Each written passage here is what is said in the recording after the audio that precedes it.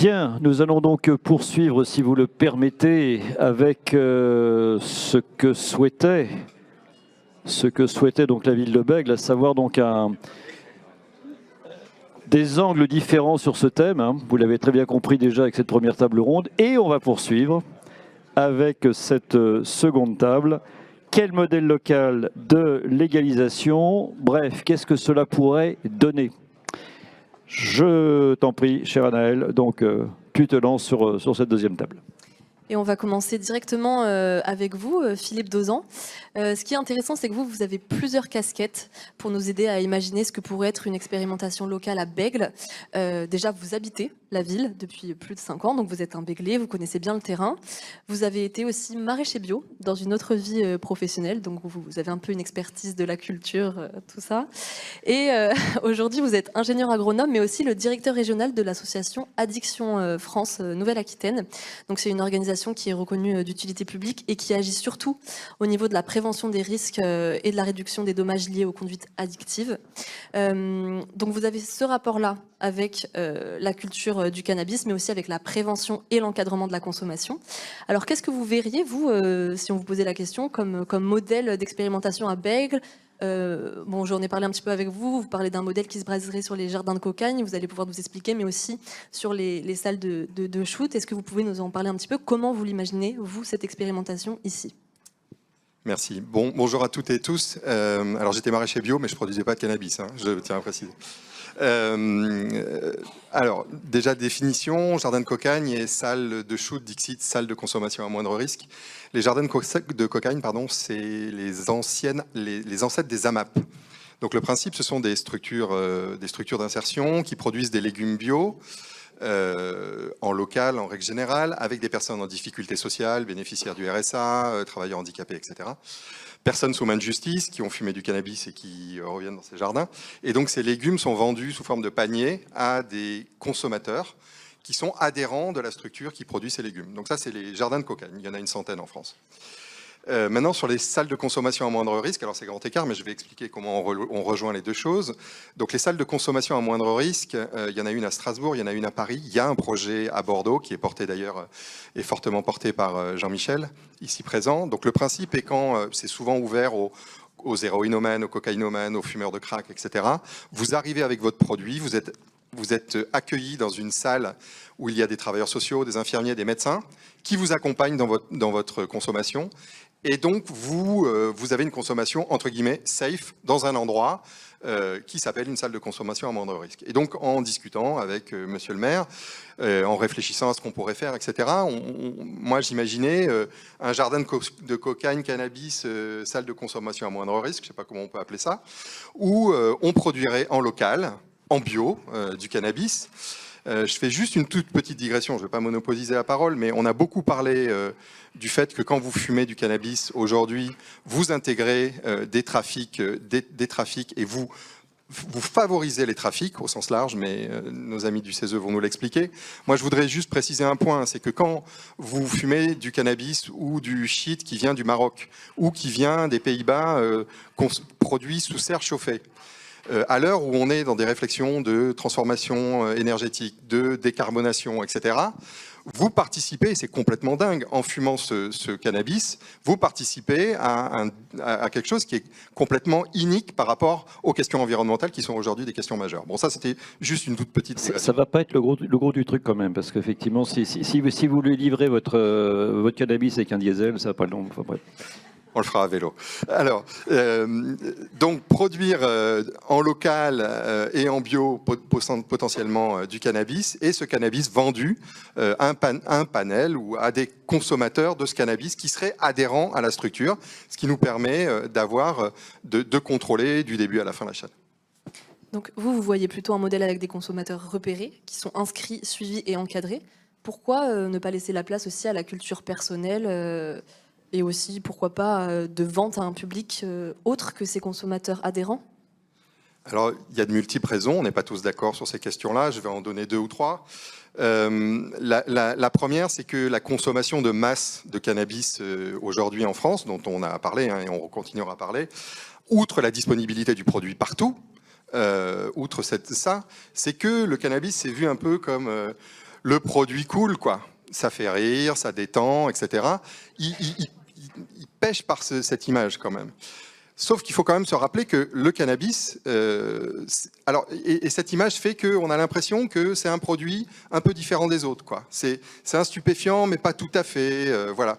Mais si, c'est un stupéfiant. Enfin, il faut appeler les choses, il faut donner les noms. C'est un stupéfiant, et comme c'est un stupéfiant, il y a des risques à consommer. Le premier des risques, c'est vous consommez, vous prenez le volant, il y a des risques. Bien, ça c'est la première chose.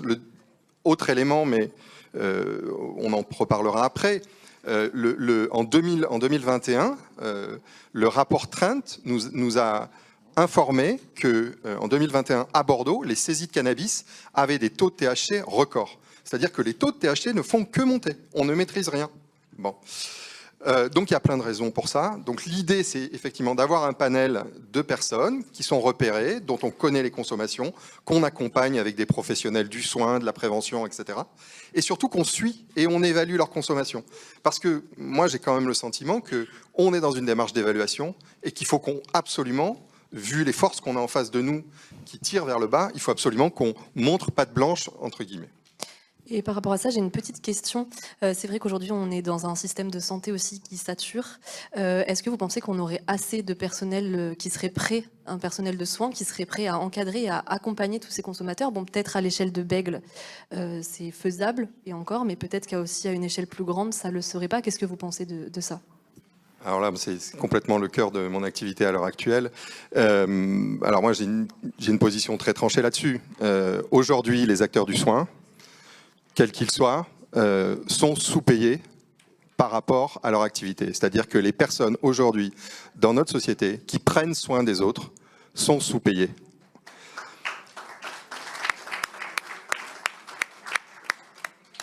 Et première chose. Et la deuxième chose, c'est que ces acteurs de soins, alors on les a valorisés énormément pendant la crise sanitaire, on a dit les premières lignes, etc. On oubliait un peu les caissières, mais c'était les premières lignes. L'autre question, c'est la question de la reconnaissance de leur métier. Et la question de la reconnaissance qu'ils font des métiers de service public, qu'ils font des métiers pour tout le monde. Et donc moi, je suis absolument convaincu que si on paye décemment, dignement, et qu'on reconnaît ces métiers-là, on n'aura aucun problème. Et il n'y aura pas de crise de la vocation. On aura du monde pour bosser avec nous. Et pour que ça marche, cette expérimentation, il faut qu'elle soit aussi pensée de manière transversale. Est-ce que vous pourriez nous dresser peut-être une petite liste d'acteurs à embarquer dans ce projet? Qui est-ce qu'il faudrait impérativement pour que l'expérimentation, elle fonctionne? Encore une fois, une expérimentation, moi je pense qu'il faudra absolument, j'ai dit qu'on montait patte blanche, donc il faudra faire une étude de faisabilité digne de ce nom. Et effectivement, mettre des acteurs autour de la table. Alors évidemment, les collectivités locales et territoriales, mairie de Bègles, mais d'autres mairies probablement, conseil départemental, conseil régional. Faudra pas oublier les acteurs de la prévention et du soin médico-sociaux. Je pense qu'ils sont importants pour donner une crédibilité. Il faudra évidemment associer la justice, mais comme ce qu'a fait monsieur le maire aujourd'hui, la justice, la police, il faut les associer évidemment. Il ne faudra pas oublier les organisations agricoles. Donc les syndicats agricoles, je pense évidemment à la Confédération paysanne, mais parce que c'est des amis, mais il y a aussi la FNSEA, ce sera certainement difficile de les avoir avec nous, les acteurs de la filière bio, les chambres d'agriculture, etc. Et puis j'en sais rien. Et puis si monsieur Darmanin veut bosser avec nous, il est parti. Il est bienvenu. Dès demain matin. Et dernière petite question, enfin, comment on fait au niveau de la traçabilité aussi des plants de cannabis? D'où ils viennent? Comment on les contrôle? Est-ce que vous avez un petit peu pu réfléchir à la question? Vous qui, justement, avez une expérience du maraîchage. Vous voulez vraiment me faire dire que je produisais... Pas celui-là. Non, mais il y a différentes... Enfin, c'est un peu technique, mon voisin va pouvoir en parler, mais c'est un petit peu technique, je ne sais pas si on peut rentrer là-dedans, mais effectivement, on a différentes variétés qui donnent du cannabis avec différentes teneurs de THC, et ça, il faudra le trancher de manière très claire. Merci beaucoup. Merci à vous. Merci beaucoup Philippe Dozan. Un peu de sociologie, ça peut pas faire de mal du tout dans cette affaire. Et non, absolument. Et donc Sarah Perrin est avec nous, docteur en sociologie et coordinatrice du dispositif Trend Nouvelle-Aquitaine. Juste un mot déjà au départ. C'est Observatoire des drogues et tendances addictives, le Trend, c'est ça ou... C'est piloté nationalement par Oui. l'OIDT en effet et localement par le comité d'études et d'information sur les drogues, donc le CUD, dont Jean-Michel Delille, qui est dans la table ronde 1, a été longtemps le directeur. Et je suis ravie de voir qu'Association Addiction lit nos rapports, ça fait plaisir. Alors, vous intervenez là en tant que chercheuse en sociologie, pour ce soir, on le dit tout de suite. Et alors, vous êtes une femme, en fait, vous avez un peu comme nos différents amis, vous êtes très heureuse d'être invitée là. Alors, racontez-nous, parce que pour nous, c'est une très belle entrée, ça. Donc, pourquoi vous êtes contente d'être là ce soir? Déjà parce que je trouve ça bien d'associer des sciences humaines et sociales à un projet qui pourrait être envisagé seulement sous un angle judiciaire ou sanitaire. Donc je trouve ça, ou politique par ailleurs, donc je trouve ça très intéressant d'associer la sociologie à ce projet. Et puis je suis contente parce que ça me permet, je pense, de mettre en avant des résultats issus de ma thèse, au cours de laquelle j'ai rencontré de nombreux usagers et usagères de cannabis qui consomment pour la plupart quotidiennement, et des usagers et usagères qui sont à la fois à Bordeaux, donc pas à Bègles, je suis désolée, mais pas loin. Et à 6000 km de Bordeaux. Et à 6000 km de Bordeaux, puisque j'ai aussi fait j'ai fait une thèse comparative entre Bordeaux et Montréal. Donc je suis contente de pouvoir mettre en lumière les résultats issus de ma thèse et espérer pouvoir contribuer à un projet que je trouve nécessaire. Alors racontez-nous, effectivement, on part au Québec, on y va. Donc 9 millions d'habitants à peu près, on en a 1 800 000 habitants du côté de Montréal. Qu'est-ce que l'on maintenant constate? Ça a été donc légalisé en 2018. Où en est-on? Quelles sont à la fois les forces, les écueils, les faiblesses, etc. Alors, légalisation du cannabis à usage récréatif en 2018, mais autorisation du cannabis thérapeutique dès 2001. Donc ça, c'est quand même une grosse différence par rapport à la France, où nous, que ce soit sur l'aspect thérapeutique ou récréatif, ça patauge dans la semoule. Et donc au Canada, dès le début, enfin il y a 20 ans, ils autorisent le cannabis à usage thérapeutique sur prescription pour des pathologies bien spécifiques. Mais donc dès lors, on considère que l'usage de cannabis, ce n'est pas qu'une déviance, c'est aussi une solution face à des troubles de santé spécifiques. 2018, légalisation du cannabis à usage récréatif, et donc le Canada est un État fédéral où il y a beaucoup d'autonomie laissée à chaque province, contrairement à la France où les décisions sont prises au niveau national et sont appliquées quasiment telles quelles dans les régions. Ce qui fait qu'en fait au Québec, la légalisation du cannabis n'est pas tout à fait la même que par exemple en Ontario. Au Québec, la vente de cannabis est monopolisée par la Société québécoise du cannabis, la SQDC. Vous ne pouvez acheter du cannabis légalement que dans ces sociétés, que dans ces magasins, mais il y a aussi un droit à l'autoproduction dans une certaine quantité.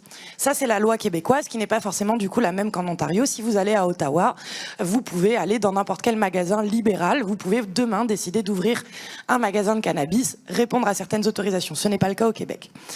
Je trouve que ce modèle-là est très intéressant pour plusieurs raisons. Déjà parce qu'il permet un encadrement provincial, donc en France ce serait étatique, du cannabis, des teneurs qui sont proposées, des variétés qui sont proposées. Et je trouve que permettre l'autoproduction, ça répond à des demandes des usagers qui étaient exprimées depuis les années 90. En France, vous connaissez la situation, mais je vais la comparer rapidement. On est presque dans le modèle inverse, dans un modèle du tout prohibitif. À partir de là, ça veut dire que quand un Béglé ou un Bordelais ou n'importe quel habitant de France achète de l'herbe ou de la résine de cannabis à son dealer, il ne connaît pas, ou très rarement, les teneurs en THC, en CBD et la variété de cannabis qu'il achète. Au Canada, au Québec, ces informations-là sont à la disponibilité du consommateur. À Montréal, si vous allez dans une SQDC, une Société québécoise du cannabis, vous pouvez aussi demander conseil à un vendeur. Vous pouvez aussi dire à un vendeur, en ce moment j'ai des problèmes avec ma consommation, est-ce que vous pouvez m'orienter vers un service social, vers un service de santé, etc. Donc c'est déjà une réponse à des problématiques sanitaires importantes. Et puis l'enjeu, ça a été abordé aussi sur la première table ronde, c'est la stigmatisation. Quand j'étais à Montréal en 2019, donc la légalisation était arrivée peu de temps avant, il y avait des affiches dans le métro qui disaient « légalisation n'empêche pas dépendance ». Et il y avait des numéros ressources pour les personnes qui en auraient besoin. En France, aujourd'hui, si vous demandez de l'aide concernant votre consommation, que ce soit votre médecin généraliste qui parfois connaît toute votre famille, que ce soit votre entourage, vous courez quand même un risque de jugement social et vous courez aussi, malgré tout, un risque de sanction judiciaire. En France, la personne qui a un problème avec sa consommation est considérée comme malade, mais aussi délinquante. Et ça, c'est un paradoxe qui ne permet pas du tout une prise en charge approprié pour les personnes qui ont des difficultés avec leurs usages. Est-ce que l'on constate qu'il y a eu une augmentation ou bien pas du tout de la consommation? Est-ce que des gens qui avant bossaient avec des dealers se sont rabattus sur ces échoppes, va-t-on dire, pour reprendre un terme aussi à la fois du français et puis du Québec? Qu'est-ce que l'on constate là-dessus? Alors, en termes des niveaux d'usage, ce qu'on voit, c'est qu'au moment de la légalisation, les personnes qui n'avaient jamais consommé, notamment des personnes de plus de 50 ans, qui ne consommaient pas parce que c'était illégal de consommer, qu'elles avaient peur de cette sanction, ont expérimenté parce que c'est un produit qui devient légal, donc les représentations sur ce produit changent. Au demeurant, pour la plupart de ces personnes, c'est resté au stade de l'expérimentation et on ne constate pas d'augmentation des usages réguliers au quotidien. Sur le cannabis, comme sur les autres drogues. Donc la question du report des consommations sur des drogues dites dures, on ne la constate pas au Canada. Pour les dealers dans les SQDC, je n'ai pas énormément d'infos là-dessus. Au demeurant, on sait qu'il y a des usagers au Canada qui refusent pour un motif politique d'acheter du cannabis légalement, parce qu'ils voudraient qu'avant d'acheter du cannabis légalement, toutes les personnes incarcérées pour vente de cannabis soient libérées. Donc il y a une revendication politique autour de ça, autour du paradoxe, qui est qu'il y a encore des dealers de cannabis qui sont incarcérés, même une fois la légalisation passée. Et après, vous me demandiez aussi quelles sont les limites de la légalisation au Canada. Ce qu'on a constaté, c'est qu'il y a quand même eu une période assez longue durant laquelle les usagers recouraient encore au marché noir. Ça s'expliquait par deux éléments. D'une part, les prix. Le marché noir a baissé ses prix au moment de la légalisation, malgré le fait que le Canada a fait des sondages pour évaluer les niveaux de prix et essayer de trouver un prix qui n'incitait pas à la consommation, mais qui n'était quand même pas trop haut pour que les usagers arrêtent d'aller sur le marché illicite, sur le marché illicite. Je vais y arriver. Et il y a un deuxième élément qui, pour le coup, est applicable au contexte montréalais, mais qui n'est pas applicable ou moins applicable au contexte bordelais ou béglé. C'est qu'avant même la légalisation, Montréal avait un système sur le marché noir, un système de livraison extrêmement professionnalisé, avec des menus, avec des prix dépendants des variétés. Donc en fait, un modèle complètement professionnalisé qu'on retrouve déjà sur le marché licite. Donc en fait, il y a des gens pour qui c'était plus confortable de continuer à passer sur le marché illicite, parce qu'il y avait de la livraison, parce qu'il y avait plus de flexibilité dans les horaires, et parce qu'il y avait déjà une offre très diversifiée de cannabis. À Bègle, c'est moins le cas. C'est quelque chose qu'on retrouve davantage à Paris, par exemple. À Bègle ou en région bordelaise, l'offre de cannabis est quand même assez limitée. C'est pas comparable à la situation pré-légalisation de Montréal. C'est surtout pas la peine de venir à Paris pour ça, hein, donc on est bien d'accord. Donc bon, ville formidable par ailleurs, mais pas forcément pour y vivre. Ça, c'est autre chose. Le tournant, qu'est-ce que ça va être? Et le switch aujourd'hui. Bon, on voit bien que le côté répressif, ça on le met en avant, les médias le mettent en avant, etc. Mais pour vous qui observez cela avec votre œil de sociologue, ça va être quoi le tournant? Qu'est-ce qui va permettre peut-être de débloquer tout cela? On peut espérer que nos acteurs politiques écoutent les recommandations faites par des chercheurs, des scientifiques, etc. Pour l'instant, ça ne fonctionne pas. Donc, à titre personnel, je pense que le changement législatif se fera par influence internationale. Je pense que le fait que l'Allemagne envisage un changement législatif, ça peut être un tournant majeur. Et je pense qu'en fait, ce qu'on voit, c'est que la France est historiquement en retard sur la réduction des risques. La réduction des risques, c'est quoi? C'est dire aux usagers, nous n'allons pas essayer de vous rendre abstinents, nous allons vous accompagner dans vos usages en faisant en sorte de limiter les conséquences négatives de ces consommations. On a commencé la réduction des risques avec, grosso modo, l'injection, l'héroïne et le sida dans les années 80-90. La France a eu facilement au moins 10 ans de retard sur tout le reste des pays européens. C'est-à-dire que dans les années 90, on était encore le dernier pays à interdire la vente libre de seringues, qu'on avait au milieu des années 80-90, 30% de tous les contaminés au VIH d'Europe étaient en France. Donc 30% du taux des contaminés VIH en Europe était en France. On était un pays qui se refusait pendant longtemps à diffuser les traitements de substitution aux opiacés, méthadone, Subutex, etc. parce qu'on considérait que c'était faire des médecins des dealers en blouse blanche. Bref, on a mis énormément de temps à s'y mettre. On s'y est mis quand on s'est aperçu qu'en fait ça marchait très bien en Italie, en Angleterre, aux Pays-Bas, en Allemagne. Donc là, on s'est dit qu'en fait, distribuer des seringues stériles, mettre à disposition des usagers des traitements de substitution, accompagner les usages sans promouvoir à tout prix l'abstinence, c'était plus efficace. Mais on a eu 10 ans de retard. Je pense que la légalisation du cannabis, c'est une mesure de réduction des risques et qu'on aura probablement 15 ans de retard aussi. Et moi, quand je rentre dans cette boutique, je suis un ado, mais je fais 1m98 ou 92. Voilà. Comment ça se passe? C'est évidemment, il y a la carte d'identité. Qu'est-ce qu'on vous demande? Enfin, quels sont les... Alors, en effet, au Québec, je vais parler sur le cas du Québec, je ne sais pas comment ça se passe dans les autres provinces canadiennes. Au Québec, donc, vous faites la queue, parce qu'il n'y a pas assez de magasins, donc les gens font la queue pour entrer. Vous avez un vigile qui contrôle votre identité, qui s'assure que vous avez plus de 21 ans. Ça a été un débat au Québec. Au Québec, la majorité est à 18 ans, mais vous pouvez consommer légalement du cannabis à 21, bref. Donc on vous carte, vous rentrez à l'intérieur, on fouille également votre sac pour vous assurer que vous n'êtes pas dangereux. Et à l'intérieur, le nombre est limité et vous êtes comme dans un magasin classique. Il faut savoir qu'au Québec, ils ont déjà ce type de modèle avec l'alcool. Au Québec, c'est pas comme chez nous. Nous, on peut acheter de l'alcool fort dans n'importe quel supermarché. Au Québec, ils ont les sociétés d'alcool du cannabis. Donc vous pouvez acheter des bières et du vin dans les dépanneurs, donc dans les épiceries. Mais par contre, si vous voulez acheter du rhum, du whisky, de la vodka, vous devez aller dans une SAQ, dans un magasin de la Société d'alcool du cannabis. Et ce qui est mis en évidence quand même au Canada, c'est une différence de traitement entre les SAQ et les SQDC, donc entre les magasins d'alcool fort ou de cannabis. Quand vous entrez dans une SAQ, vous pouvez être accompagné d'un mineur. C'est pas le cas pour les SQDC. Vous ne vous faites pas forcément vérifier votre carte d'identité.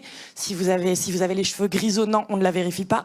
Dans les SQDC, même si vous êtes de manière visible senior, on check. Et vous avez aussi dans les magasins d'alcool des promotions sur certaines bouteilles. Vous avez du marketing, vous avez de la publicité, vous avez des recettes de cocktails, etc. C'est interdit de faire ça avec le cannabis. Il n'y a pas de réduction du prix en fonction de la quantité achetée. Donc si c'est 10 $ le gramme, que vous achetiez 1 gramme ou 50 grammes, ça reste 10 $ le gramme. Et on ne vous explique pas comment faire vos joints, on ne vous explique pas comment agrémenter votre journée de cette consommation de cannabis. Donc il y a quand même des grosses différences qui sont pointées du doigt par les usagers et qui s'en plaignent et qui trouvent que ce n'est pas normal puisque ça a déjà été dit, l'alcool fait au Canada comme en France beaucoup plus de morts que le cannabis. Ok, et donc effectivement, donc on n'a pas de carte de fidélité tous les 10, etc. Bon, ça c'est plutôt une bonne nouvelle. On va revenir au 16 avec toi, Naël. Et oui, Florent Compin et Elno Herrier, vous êtes les deux rapporteurs donc, de la commission temporaire cannabis du CESE. Donc c'est donc sur vos travaux que s'est basé l'avis qui a été publié en janvier dernier. D'abord un petit mot sur vous, Florent Compin. Vous siégez au CESE au titre des organisations environnementales, puisque vous avez été président de l'association Les Amis de la Terre. Et vous vous étiez déjà en plus intéressé à la question du cannabis au début des années 2000, donc j'imagine que les enjeux n'étaient pas forcément les mêmes, quoique. Vous avez travaillé aussi avec Elno Herrier, donc vous représentez plutôt le groupe des organisations étudiantes et mouvements de jeunesse, vous avez été vice-président du syndicat étudiant l'UNEF, et à titre personnel, vous venez aussi de La Réunion, un territoire où les chiffres de consommation liés au cannabis sont supérieurs à la moyenne nationale. Donc c'est vrai que dans les conclusions de votre avis, vous préconisez beaucoup la création d'agences nationales, un exemple l'Agence française du cannabis, pour développer la recherche et les moyens financiers alloués à un sujet comme le cannabis, ce qui n'est pas le cas actuellement. Mais finalement, vous ne parlez à aucun moment d'une expérimentation locale sur un petit territoire, comme le propose aujourd'hui la mairie de Bègles. Alors tout d'abord, quel est votre avis sur un tel type d'expérimentation? Pour quelle utilité? Et quel temps de réflexion nécessaire à une telle expérimentation? Oui, merci. Alors déjà au CESE, pourquoi est-ce qu'on parle d'agences et beaucoup d'agences nationales? La première des raisons est qu'on considère que la question du cannabis ne peut pas être prise par un bout de la lorgnette en ignorant les autres. C'est-à-dire qu'on ne peut pas ignorer que d'un côté, il y a une véritable logique qui est liée à une logique de santé publique, une autre qui est une logique qui est liée à la question de la sécurité, une troisième qui est liée à la question des libertés individuelles, des droits des personnes, etc., etc. Et donc, pour ça, il faut créer quelque chose de différent qui permette d'avoir une vision transversale qui ne loupe rien et qui intègre l'ensemble des acteurs et l'ensemble des, on va dire, des personnes compétentes ou celles souhaitant s'impliquer sur des questions comme celle-là. Ce qui est un peu l'initiative de ce que j'ai pu entendre aujourd'hui sur l'initiative à Bègles. Et en l'occurrence, voilà, il faut co-construire les politiques publiques. Sinon, elles sont vouées à l'échec. À partir du moment où elles sont pensées d'en haut par une personne, ça ne fonctionne pas. Le CESE, c'est l'Assemblée de la société civile organisée. On a souhaité contribuer à ce débat-là en posant une vision co-construite de ce que pourrait être un modèle de légalisation encadrée. Et je dirais, c'est le même travail qu'il y a à faire à l'échelle d'un territoire. Donc après, la question de la taille du territoire, on ne parle pas d'expérimentation parce que nous, on a une vision globale qui est de dire, là, il y a un réel changement et que la réalité en France fait que, ce qu'a très bien expliqué Sarah juste avant, qu'il y a une logique totalement descendante en France et que c'est très compliqué. Et là, il faut être relativement réaliste par rapport à ça sur l'initiative qui est menée à Bègles. La logique que le gouvernement actuel, comme les précédents, qui défendent exactement les mêmes lignes, autorise une expérimentation à l'échelle d'un territoire est relativement faible. Donc voilà, donc nous, on se positionne là-dessus. Maintenant, la question d'une initiative à l'échelle d'un territoire a la logique de vouloir amener une transformation plus large. Et donc, il y a une nécessité, et c'est extrêmement intéressant qu'un territoire se mobilise et dise, en fait, ce problème, nous, on l'a au quotidien, et au quotidien, on constate les ravages de la prohibition par ses impacts délétères sur les personnes ou sur les trafics et donc sur la sécurité des personnes. Et donc, on cherche des solutions, parce que là, on est dans une impasse. Nous, on a fait le constat, le rapport et la vie qu'on a produit font le constat de cette impasse, et c'est le même constat qui est fait partout sur l'ensemble des territoires. Donc cette initiative-là me paraît très intéressante, aussi parce qu'elle a déjà commencé à fédérer. Et j'ai pu le voir aujourd'hui, parce qu'on a une mairie, une collectivité locale avec ses propres compétences, mais il y a aussi le département qui commence qui est intéressé par la question, la région qui est intéressée par la question. Et quand on dit qu'on est dans une logique de vouloir mener une politique de santé globale, eh bien on peut mettre en place des choses tout de suite et maintenant. Même si l'autorisation de l'expérimentation sur la partie délivrance de cannabis n'est pas autorisée. Et en l'occurrence, il y a clairement la question de la prévention, de la réduction des risques. Et dans tous les cas, ce qui a été démontré, que ce qui fonctionne pour faire baisser les niveaux d'usage, ça n'est pas l'autorisation ou l'interdiction, mais le fait d'être en capacité de mener des politiques de prévention intégrées. Et ces politiques de prévention intégrées sont des politiques qui doivent être menées dès le plus jeune âge, qui vise à construire ce qu'on appelle, enfin, à permettre l'acquisition de compétences psychosociales. Truc très horrible, mais en gros qui vous explique, qui explique à des enfants et à des personnes. Oui, en français, donc c'est. Voilà, qui explique à des personnes comment être capable de prendre leurs propres décisions. C'est-à-dire que comment, en fait, on va amener une personne à être en capacité de dire non à une substance, à un comportement, à une forme d'usage, le jour où elle y sera confrontée. Parce que dans tous les cas, il ne faut pas se leurrer, tout le monde sera confronté à ce choix. Donc, quelle réponse on est en mesure d'apporter à ça? Et c'est ça la réalité des situations. Et donc, quand on multiplie les compétences d'une mairie, d'un département et d'une région, et là, en fait, on touche l'ensemble du tout spectre éducatif. Et donc, mener et initier dès maintenant une politique de prévention, de réduction des risques et qui permette d'atteindre ces objectifs-là à terme, parce que ça prend du temps, ça, c'est extrêmement intéressant. Et de dire, là, on a déjà fédéré quelque chose, ça va peut-être pas avancer sur une ligne, mais si nous, on peut commencer tout de suite à faire et à démontrer qu'on peut aborder la question autrement, à changer la logique de ce rapport aux drogues, de ce rapport aux conduites addictives, là, on va marquer les points. Donc là, pour vous, Bègles, première étape, expérimentation, prévention, qui peut se mettre en place dès maintenant, c'est ça? Oui, bon, on va se passer la parole. On s'est mis d'accord, donc sur ça, c'est moi qui réponds. Peut-être prendre quelques secondes. Florent l'a sûrement un peu oublié, mais pour remercier et m'associer au remerciement de Jean-François tout à l'heure de nous avoir conviés à cette table ronde. Remercier les membres de la table ronde. Alors, merci madame, mesdames. C'est vrai qu'on constate que c'est particulièrement masculin et sans y passer toute la table ronde. Enfin, il y a peut-être des progrès à faire, surtout sur un sujet comme ça, où nous, au CESE, on a auditionné beaucoup de femmes très compétentes et donc qui auraient pu aussi être présentes. Mais bon, c'est quelque chose où tout le monde doit progresser, et nous, les premiers au CESE d'ailleurs.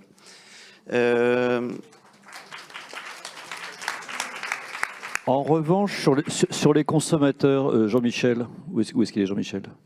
Il est parti. Moi j'ai vu le truc, c'est davantage de mecs que de femmes? Je vais peut-être plutôt laisser Sarah répondre, parce qu'elle est beaucoup plus compétente que moi. 49% d'expérimentateurs chez les hommes, 37% chez les femmes. Donc, Tout est dit. En France, sur les 18-64 ans, plus on s'intéresse plus les tranches d'âge sont jeunes, moins les différences de genre sont marquées. Et plus les niveaux culturels sont élevés, plus on a des hauts revenus et plus on a des hauts niveaux de diplôme, moins les différences de genre sont marquées. En gros, chez les étudiants, les niveaux d'usage entre hommes et femmes sont beaucoup moins différents que chez des personnes sans diplôme de 50 ans. Et donc, dernière digression avant de répondre clairement à la question, mais c'est lié, c'est pour compléter la réponse de Jean-François tout à l'heure, quand vous disiez qu'il y avait peut-être une contradiction dans notre avis sur pourquoi est-ce qu'on préconise de faire tout de suite, mais en même temps de prendre du temps de la consultation.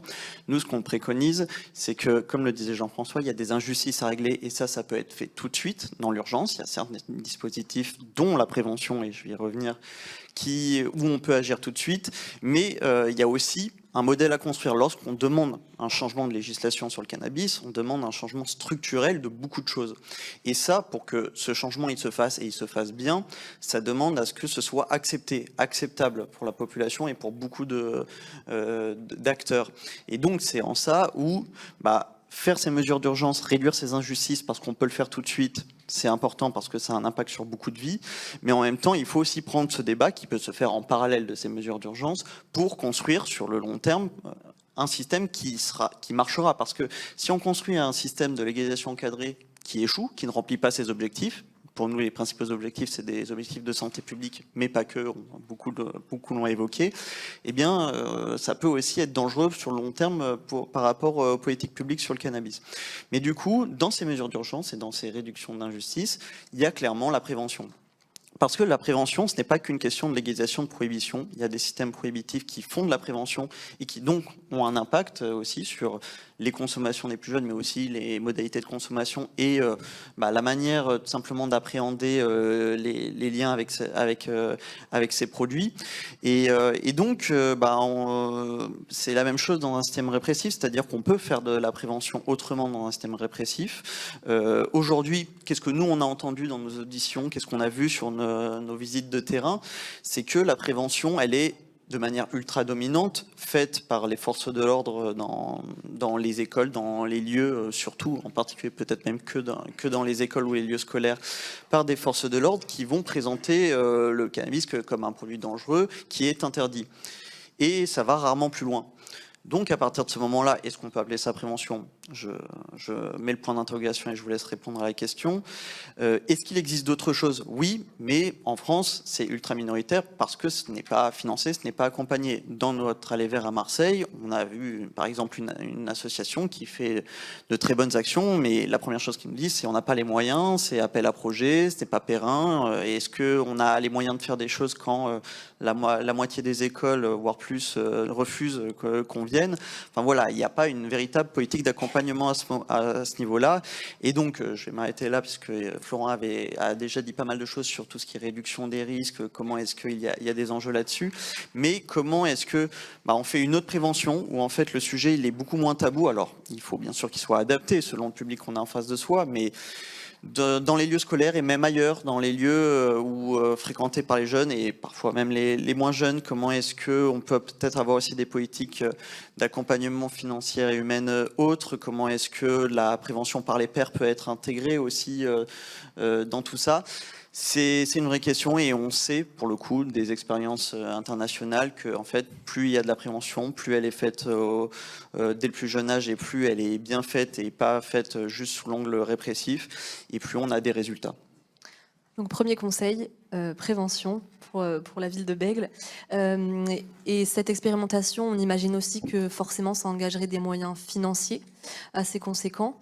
Quels seraient-ils et surtout quels seraient finalement les écueils dans lesquels ne pas tomber pour que l'expérimentation puisse être réussie ? Sur le financement, c'est marrant, on s'est réparti la question en se disant de toute façon ça va aller très vite. Sur les moyens financiers, on n'est pas forcément très compétent pour répondre parce que ce soit sur une expérimentation locale ou même au niveau national, c'est très difficilement chiffrable. On parle d'un changement de modèle très fort. A priori, il y a quand même pas mal de choses qui demanderaient simplement de la réorganisation dans ce qu'on a entendu.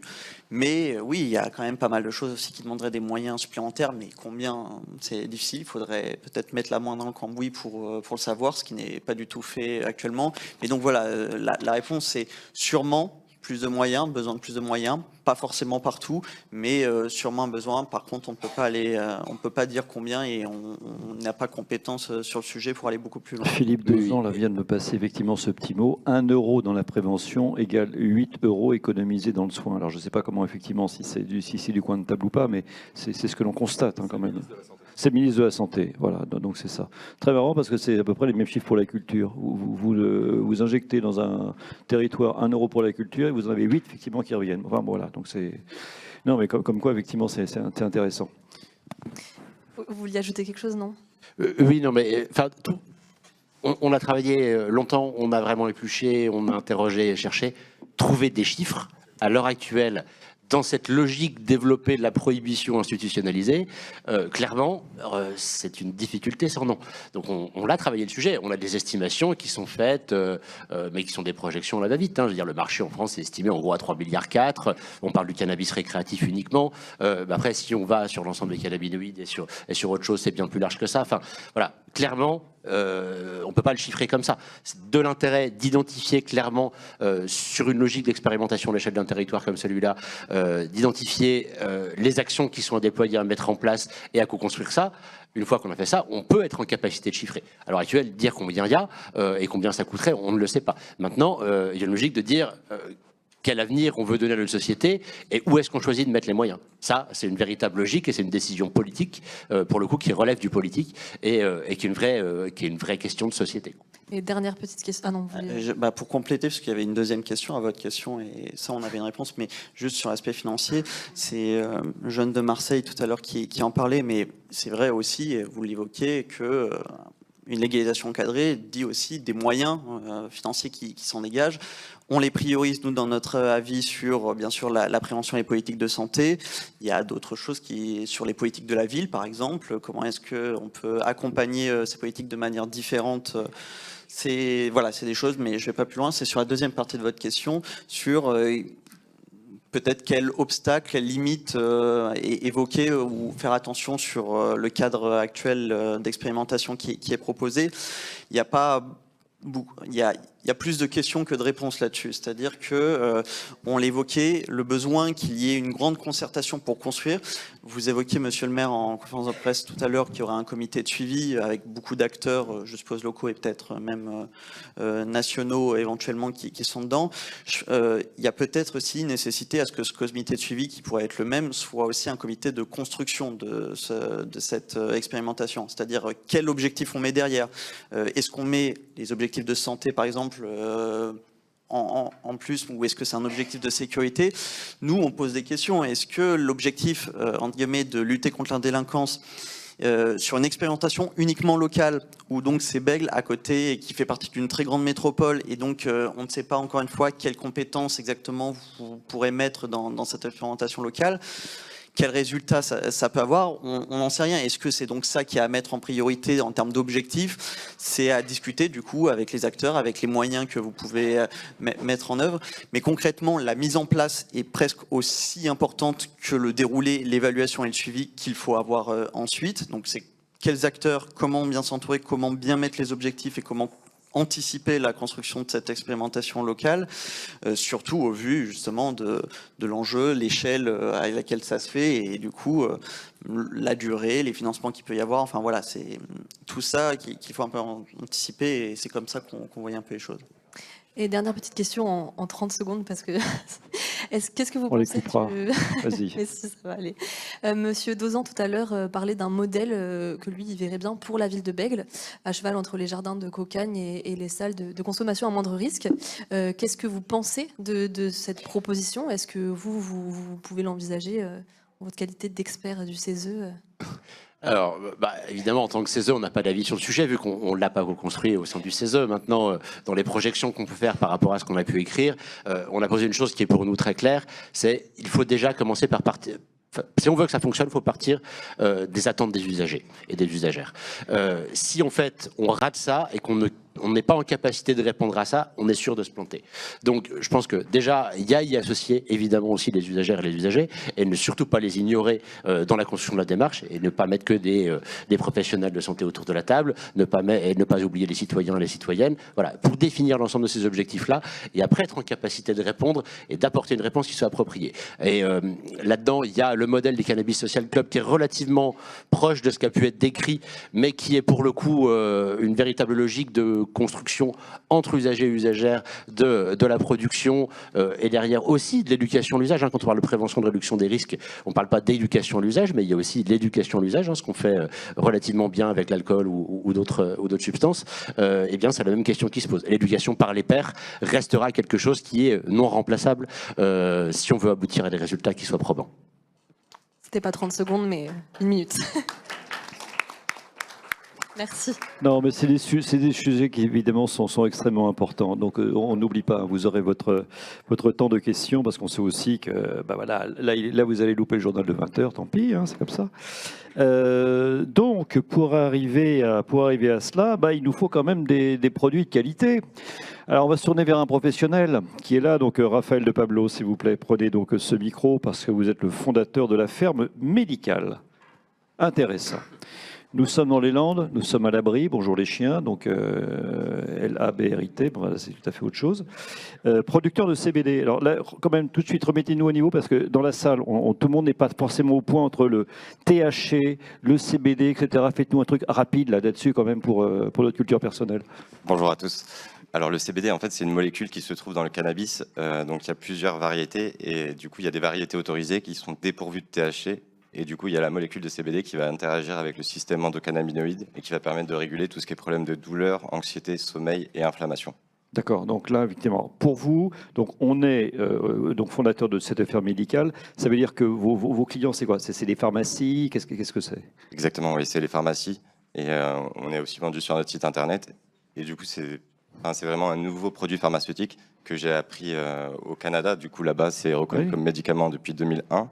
Et en fait, quand je suis rentré en France en 2019, du coup, j'ai voulu me lancer sur ce secteur d'activité. Donc, il y avait une réglementation qui était encore assez floue. C'était plus compliqué que je l'imaginais parce qu'au final, il y a un problème d'éducation sur cette plante. La plante a été diabolisée. On parle souvent, par exemple, de quelqu'un qui va fumer du cannabis comme un toxico, alors que quelqu'un qui va boire de l'alcool, il est malade. Donc, c'est vraiment une différence de mentalité. Donc, nous, on essaye de communiquer et d'essayer de banaliser. On essaye de travailler avec des professionnels de santé. On a dans notre société un médecin qui forme des pharmaciens.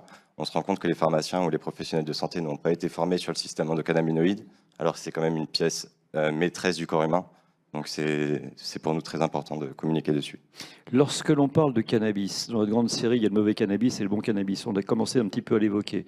Pour vous, il y a vraiment des cannabis de merde, faut le dire. Bon, et les bons cannabis. Qu'est-ce que c'est la différence que là vous cultivez quand même? Vous essayez de cultiver le meilleur, donc. Sur notre marché, en fait, on se rend compte qu'il y a 80% des produits qui sont faits avec une molécule de synthèse qui s'appelle l'isola.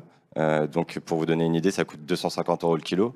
Là où, quand on part de la plante, en fait, ce qu'on appelle le spectre complet, donc c'est un extrait qui part de plante, là, ça coûte 16 000 € le kilo. Donc, on se rend compte que les industriels vont très facilement vers la molécule de synthèse. Et c'est d'ailleurs très facile à comparer. En fait, quand vous avez un produit qui n'a pas le goût du chanvre ni la couleur, c'est de l'isola. Quand vous avez un produit qui a le goût du chanvre, qui a un côté herbacé, c'est un spectre complet naturel.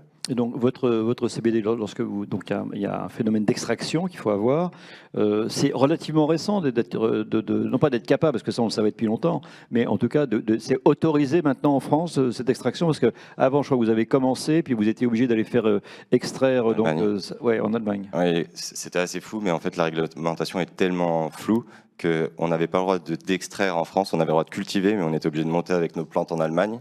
Donc d'un point de vue de sécurité et de déplacement, ça n'a pas de sens. Et en fait, en décembre 2022, la réglementation a évolué. Ils ont autorisé la transformation. Et donc du coup, on a investi dans un laboratoire d'extraction avec des machines au CO2 supercritique qui permettent d'extraire l'ensemble des molécules sans solvant et sans chauffer en température. Donc vous, de toute façon, la finalité, elle n'est que médicale.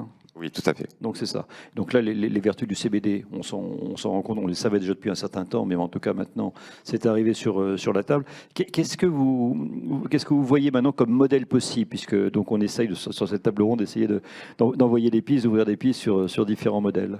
Bah, la chose la plus intéressante que je vois, c'est aujourd'hui, il y a beaucoup d'agriculteurs qui n'arrivent pas à vivre de leur modèle économique. C'est très compliqué pour eux. Et le cannabis, ça reste une matière agricole. Et du coup, on se rend compte qu'aujourd'hui, il y a beaucoup d'agriculteurs qui s'y intéressent. Et ça aide vraiment, d'un point de vue économique, ces agriculteurs. Donc, on a formé pas mal de personnes. Et si un jour le cannabis devient légal, je pense que c'est vers ces personnes-là qu'il faut se tourner parce qu'ils en ont vraiment besoin. La Creuse, donc effectivement, qui fait partie aussi de cette Nouvelle-Aquitaine. C'est très marrant parce que c'est quand même, vous êtes dans une des plus grandes régions de France. Moi, j'arrive toujours pas à trouver le lien entre la Corrèze et le Pays Basque. Enfin, bon, peu importe. Donc la Creuse a été un grand producteur de chanvre. Hein, donc, oui, ça a été parmi les premiers en 2019. Donc, ok. Combien de producteurs vous êtes en France? Alors sur la région de Nouvelle-Aquitaine. Non, mais je sais pas au total. Vous avez une amicale des producteurs? Je sais pas, Oui, alors en 2019, on était 3. Aujourd'hui, on est plus de 2000 sur toute la France. Ah, d'accord. Ouais. Ok, bon, c'est un peu comme les brasseries, vous savez, paf, là, vous donnez un coup de pied de quelque part, vous avez des brasseries partout, c'est incroyable. Bon, là, c'est du houblon, c'est autre chose.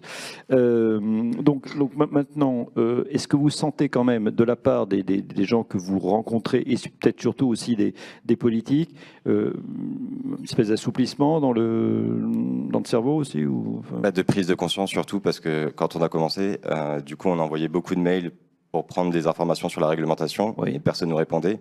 Et là, c'est maintenant eux qui viennent vers nous pour se former. On a eu des demandes de la DGCCRF pour venir au laboratoire, comprendre ce qui se passe et pour enfin réglementer, parce que c'est vrai, ça commence à être reconnu, c'est pas par les pharmaciens que ça a été demandé, mais plutôt par les consommateurs qui sont revenus vers les pharmaciens en disant que ça fonctionnait vraiment. Et donc là, ça a apporté un intérêt économique pour les pharmaciens et ils s'intéressent vraiment au sujet.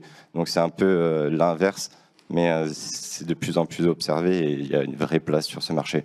Est-ce que vous êtes aussi un peu sur la même ligne que Philippe Dozan qui disait, bon écoutez, c'est très gentil d'avoir de l'autoconsommation, pardon, l'avoir de l'autoproduction, mais enfin on peut tomber sur des choses quand même un petit peu limites. Est-ce que pour vous c'est plus sécurisant quand même d'être soit entre les pattes de professionnels quoi, de la culture ou...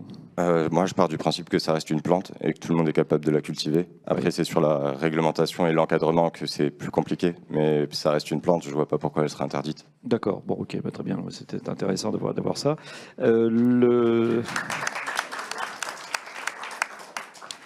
Dominique Broc, représentant du collectif d'information et de recherche cannabique, donc le cirque. Là, vous donnez l'avis des associations d'usagers. Vous avez fumé, vous fumez plus, je ne sais plus où vous en êtes où. Alors j'ai consommé, je ne suis plus consommateur. D'accord. Et alors, intéressant, pourquoi vous êtes arrêté là?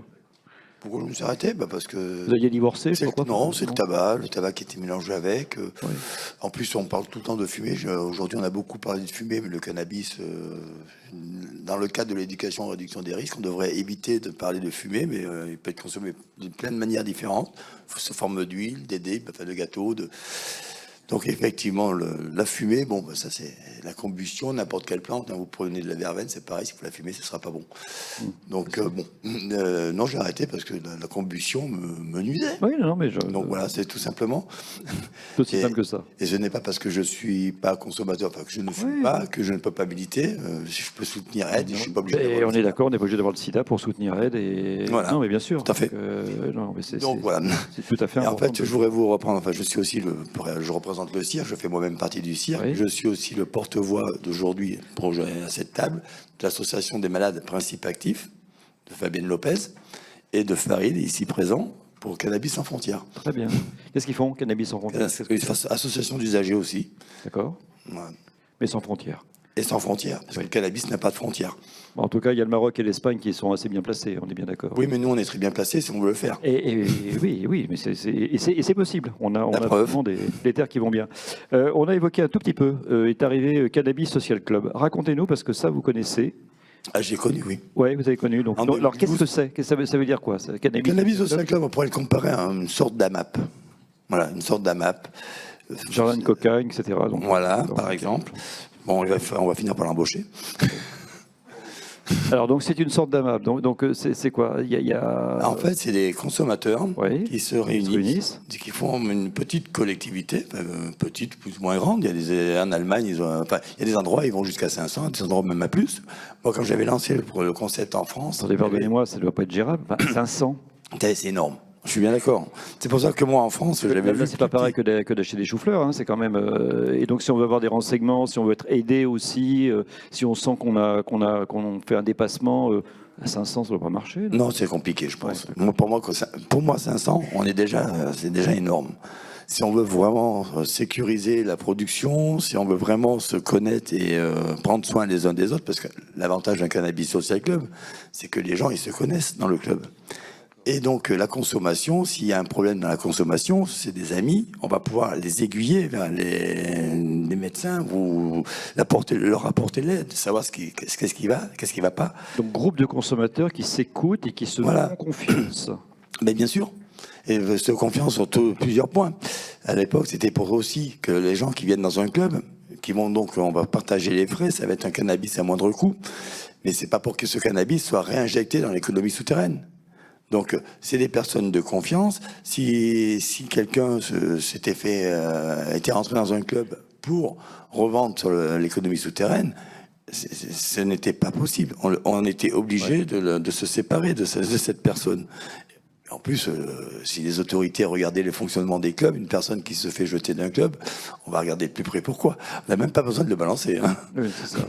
Donc, on produit soit collectivement, bien sûr. Collectivement. Le principe du club, c'est l'autoculture, mais en bande organisée. Parce que quand j'ai lancé le concept, j'étais... C'est pas très porteur comme mot en bande organisée. Mais oui, mais on a compris. C'est la loi. C'est la loi. Oui, non, mais actuellement, le problème, il est là. Mais voilà. Non, et ça peut-être aussi, attendez, c'est important, c'est-à-dire qu'on peut très bien aussi avoir se faire braquer au cas où. Alors comment on fait là? C'est là que la sécurisation du lieu de culture. 500 personnes, le lieu de culture va attirer des mafias. Un petit groupe d'une vingtaine, cinquantaine, c'est encore gérable. Ça fait pas une culture énorme. Bien la sécuriser, c'est pas trop compliqué. Moi, je vois pas comment on peut sécuriser 500. J'avoue que après, si cultiver dans une cave, une champignonnière, une ancienne champignonnière et empêcher les accès. Mais bon, si c'est pour cultiver sous des lampes, je rejoins l'avis de Philippe. C'est pas bon d'un point de vue écologique. Voilà, je pense que justement, et moi, contrairement à Philippe, je suis pour l'autoproduction aussi parce que je suis juste pour qu'on encadre l'autoproduction, tout simplement. Mais le droit, les pays qui ont légalisé aujourd'hui, là où ça marche. On regarde les modèles qui marchent, il y a des modèles qui ne marchent pas, des modèles qui marchent. Et les modèles qui fonctionnent, en fait, ils ont autorisé l'autoproduction. L'autoproduction, elle est incluse. Et les cannabis social clubs sont aussi souvent reconnus, même par l'ONU, comme un outil efficace pour lutter contre l'économie souterraine. Ah d'accord, donc il y a le coup de tampon de l'ONU. C'est reconnu. Il ne censure pas cette affaire-là. Au niveau... non, puisque c'est un moyen efficace pour lutter contre l'économie souterraine. Oui. Maintenant, l'ONU est en train de changer son braquet. C'est vrai que depuis longtemps, on entendait parler de la prohibition. Aujourd'hui, l'ONU vient de reconnaître qu'un monde sans drogue, ça n'a jamais existé, ça n'existera jamais. C'est de l'utopie aujourd'hui de dépenser 2 milliards, non, comme j'ai entendu tout à l'heure, 2 milliards. On l'a fait répéter d'ailleurs. Pour faire Oui, on a fait répéter, la personne a même cru que le chiffre n'était pas bon. Et à côté de ça, on entend tout à l'heure que ça génère 3,4 milliards de bénéfices, donc de chiffre d'affaires. Oui. Donc bon, on marche sur la tête là. Alors qu'est-ce qu'on a comme exemple? C'est-à-dire que je sais qu'il y a Malte, il y a la en Europe.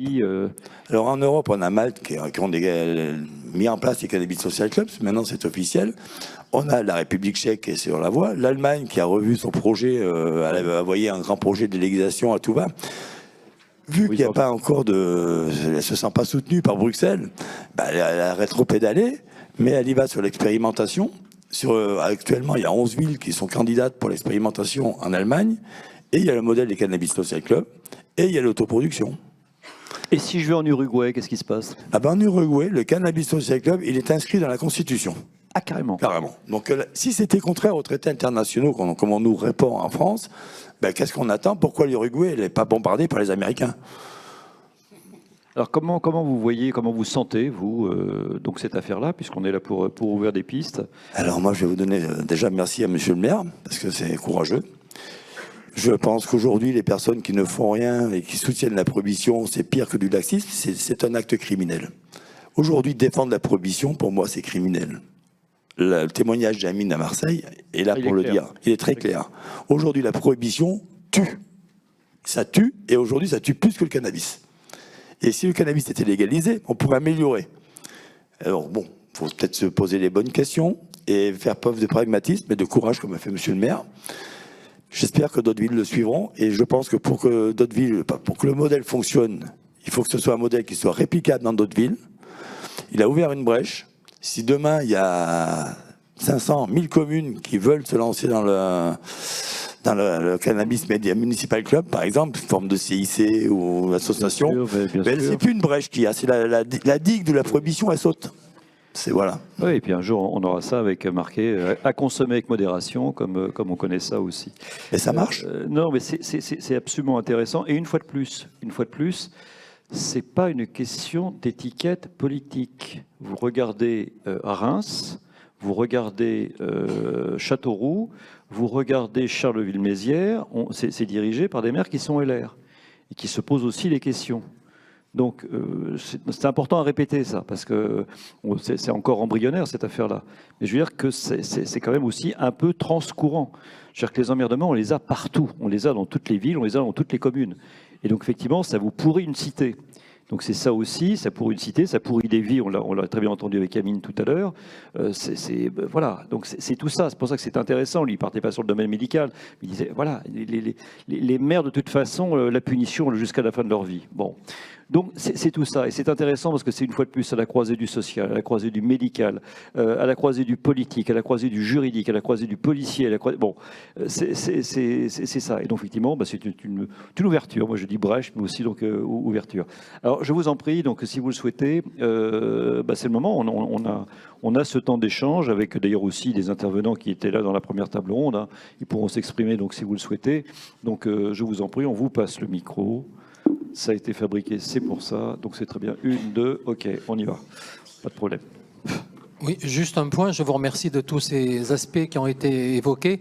Je voulais juste revenir un point sur l'aspect politique de la chose. Non pas en référence à la dernière intervention de M. Chessou, mais sur un cadre un peu plus sociologique.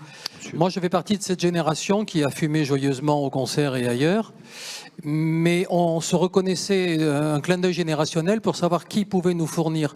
Aujourd'hui, c'est plus le cas. On fait quelques mètres dans la rue et je sais aujourd'hui où trouver le produit en question.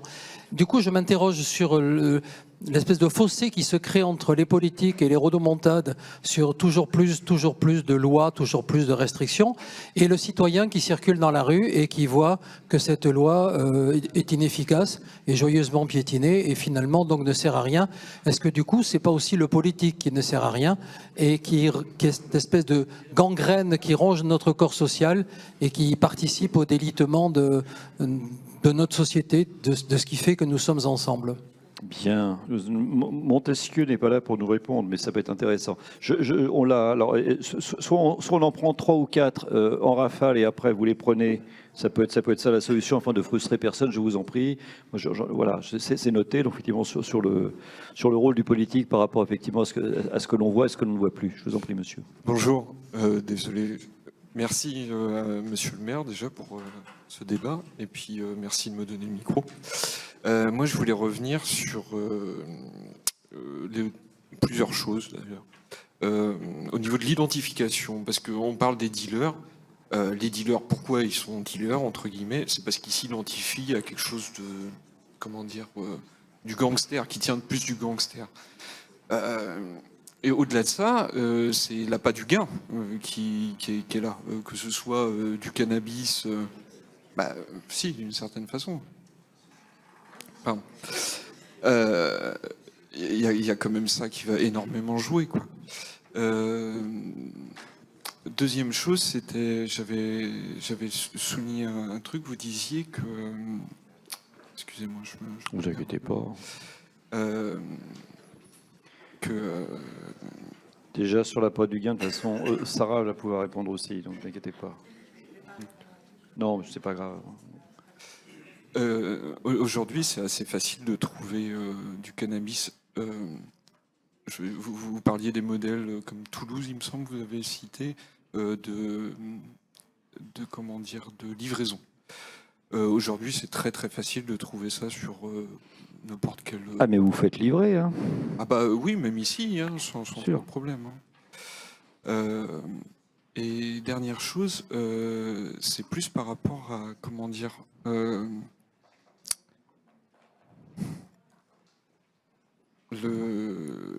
la manière dont c'est pensé.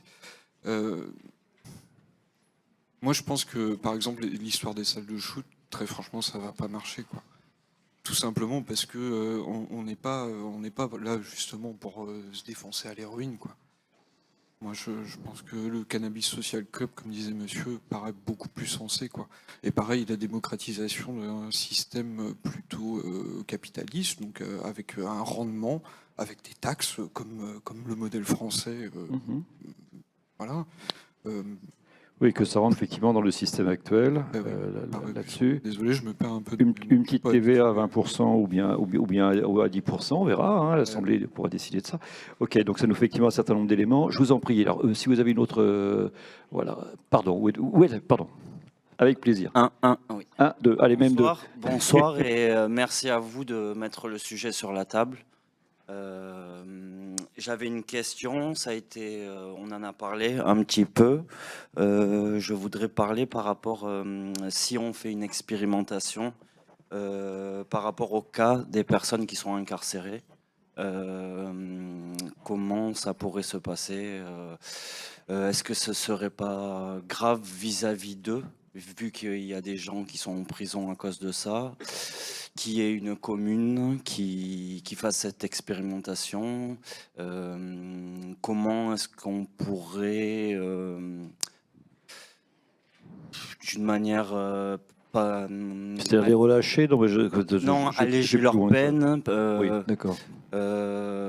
Parce qu'on ne peut pas d'un côté faire une expérimentation et de l'autre côté mettre des gens en prison à cause de ça.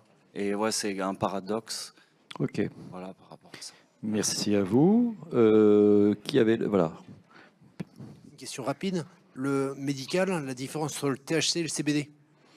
Allez, on va se la refaire. J'avais lancé, mais effectivement, j'aurais dû réinsister. Donc, bon, on y va? Allez, c'est THC, CBD. Il veut, il se la prend ou... Alors, le THC, c'est une molécule qui est psychotrope, alors que le CBD, c'est une molécule qui est psychoactive. Il faut savoir que dans la plante de chanvre, vous avez à peu près 200 cannabinoïdes. Donc les plus connus, ça va être le CBD, le CBDA, le THC, le THCA, le CBG, le CBGA, le CBN, le CBN, etc. Mais du coup, c'est ça la différence. Ouais. Bon. Non, mais du coup, c'est psychotrope. Enfin... Ouais. Alors, c'est-à-dire, qu'est-ce que... C'est ça. Qu'est-ce que quand on prend non, ça va marcher. Ne vous inquiétez pas.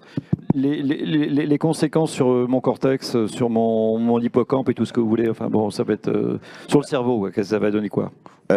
Du coup, ça fait que sur le CBD, ça va interagir avec le système et réguler, alors que le THC, il va vraiment avoir un effet psychotrope, donc avec des effets un peu euphorisant.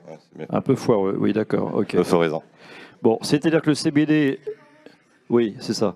Le CBD est reconnu sans dépendance, sans accoutumance, et le THC l'est. Moi, j'ai reçu un bouquin avec des recettes de gâteaux avec du CBD. Hein, c'est ça, hein? Ouais, c'est bon ça? Non? Vous savez pas? Oui, d'accord, parce que ça peut être... Bon, ça c'est encore autre chose, je verrai ça avec François-Régis Gaudry, je lui ai suggéré de regarder ça. Alors, si on y va là. Les dealers, effectivement, sont là pour gagner leur vie. Bon, je sais pas, Sarah, vous commencez à réagir donc un petit peu là-dessus. C'est un peu plus complexe que ça. Alors évidemment, il y a des personnes qui ont moins d'opportunités professionnelles ou financières que les autres et qui vont se mettre à revendre des drogues par but de gain financier. Mais moi, j'ai rencontré une majorité de gens durant ma thèse, donc 70 usagers revendeurs, qui ont tous des revenus stables, qui ont tous des diplômes, et qui revendent pour financer leur propre consommation. Mais c'est pas un appât du gain, parce qu'en fait, le gain financier est mineur. C'est-à-dire qu'ils ont les moyens d'acheter leur consommation, c'est juste qu'ils préfèrent ne pas la payer. Et il y a aussi des enjeux d'intégration sociale. Donc oui, je vois très bien ce que vous voulez dire, mais la représentation du dealer comme quelqu'un qui est mu uniquement par le gain financier, j'aurais tendance à la nuancer un petit peu. Et il y avait la question aussi... Alors attends, parce que là on y va sur cette question-là, parce qu'on reste sur le gain. Non, c'est pas là-dessus, d'accord, ok. Pardon. Non, juste très rapidement, vous parliez de la livraison, et oui, en effet, on peut se faire livrer très facilement. La nuance que je faisais avec le Québec, c'est qu'à Montréal, vous avez le choix sur les variétés de cannabis. En France, à Bordeaux, le choix est encore limité pour la plupart des gens qui se font livrer. Qu'est-ce qu'ils font à Bordeaux, c'est incroyable.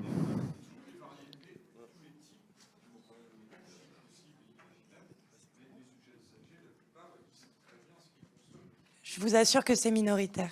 À Bordeaux, c'est minoritaire. Oui, vous avez accès à un contact qui vous propose le choix. Ça ne signifie pas que tout le monde y a accès.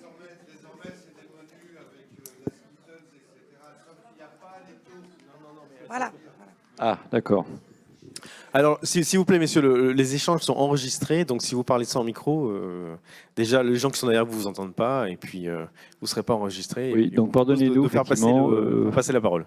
On va imposer le micro donc à nos amis qui effectivement pour tout le monde, parce que même à l'intérieur on n'entend pas, mais voilà. Donc effectivement ce que vous disiez, c'est qu'il n'y a pas, oui, au niveau de la traçabilité, c'est pas génial, quoi. Il n'y a pas la fiche technique qui est vendue avec. Alors nous avons donc effectivement d'autres. Qu'est-ce qu'on avait d'autre? Alors on avait d'autres. Oui, si voilà, salle de shoot. Alors c'était, Monsieur parlait d'héroïne, hein, donc c'est peut-être pas pareil qu'un social club. Ouais, c'est bon. Vous juste pas mettre la main sur l'antenne. Ouais. Non, je voulais vous répondre par rapport aux salles de consommation à moindre risque. Je suis pas forcément convaincu que ça marche, moi. Je sais seulement une chose, c'est qu'on a en face de nous. Alors tout à l'heure, je faisais une plaisanterie sur Monsieur Darmanin, mais pas que lui. On a quand même pléthore de gens qui disent vous commencez avec fumer un joint et vous finissez avec une piqûre dans le bras. On a quand même des oppositions énormes face à nous pour arriver à faire aboutir les choses. Monsieur le maire, j'imagine ce qu'il vit face à ça. Donc moi, j'essaye juste de faire avancer le débat en disant il va falloir qu'on amène des arguments, qu'on amène un encadrement dans cette expérimentation de façon à donner des gages de sûreté, etc. Si on arrive tout de suite, moi je suis pas contre l'autoproduction non plus, par exemple, mais si on arrive tout de suite avec un truc, c'est open bar, mais c'est sûr qu'on est mort d'entrée, ça ne marchera pas. Donc j'essaye juste de faire avancer le débat, moi. Voilà, c'était tout. Elno Herrier. Moi, c'était sur la première question de monsieur au premier rang. J'apporterai sûrement pas tous les éléments, surtout sociologiques, que je n'ai pas forcément, mais à la fois en termes d'analyse un peu individuelle, mais qui s'appuie quand même et qui complète avec des choses qu'on a pu mettre dans le rapport à la vie suite aux auditions, c'est que pourquoi est-ce que ça change pas depuis 50 ans? Pourquoi est-ce qu'il y a une problématique politique à prendre en charge la question? Il y a quand même un traitement médiatique assez spécifique sur la question du cannabis. Et quand je dis médiatique, c'est pas que les médias, les journalistes, etc. C'est le monde politique, c'est tout ce monde qui s'entretient dans une réponse assez émotionnelle, passionnée, qui est souvent sous l'angle des faits divers, des accidents, des règlements de compte, et qui du coup... C'est sûr que l'affaire Palmade, ça aide pas. Non mais c'est vrai. Et pourtant, c'est pas du cannabis, mais pour... c'est pas du cannabis, mais pour les gens, c'est un amalgame. Font le lien. Mais du coup, ça s'imprime un peu dans l'esprit des gens comme ça. C'est-à-dire que le cannabis, c'est une saloperie parce que ça tue des gens, c'est des règlements de compte.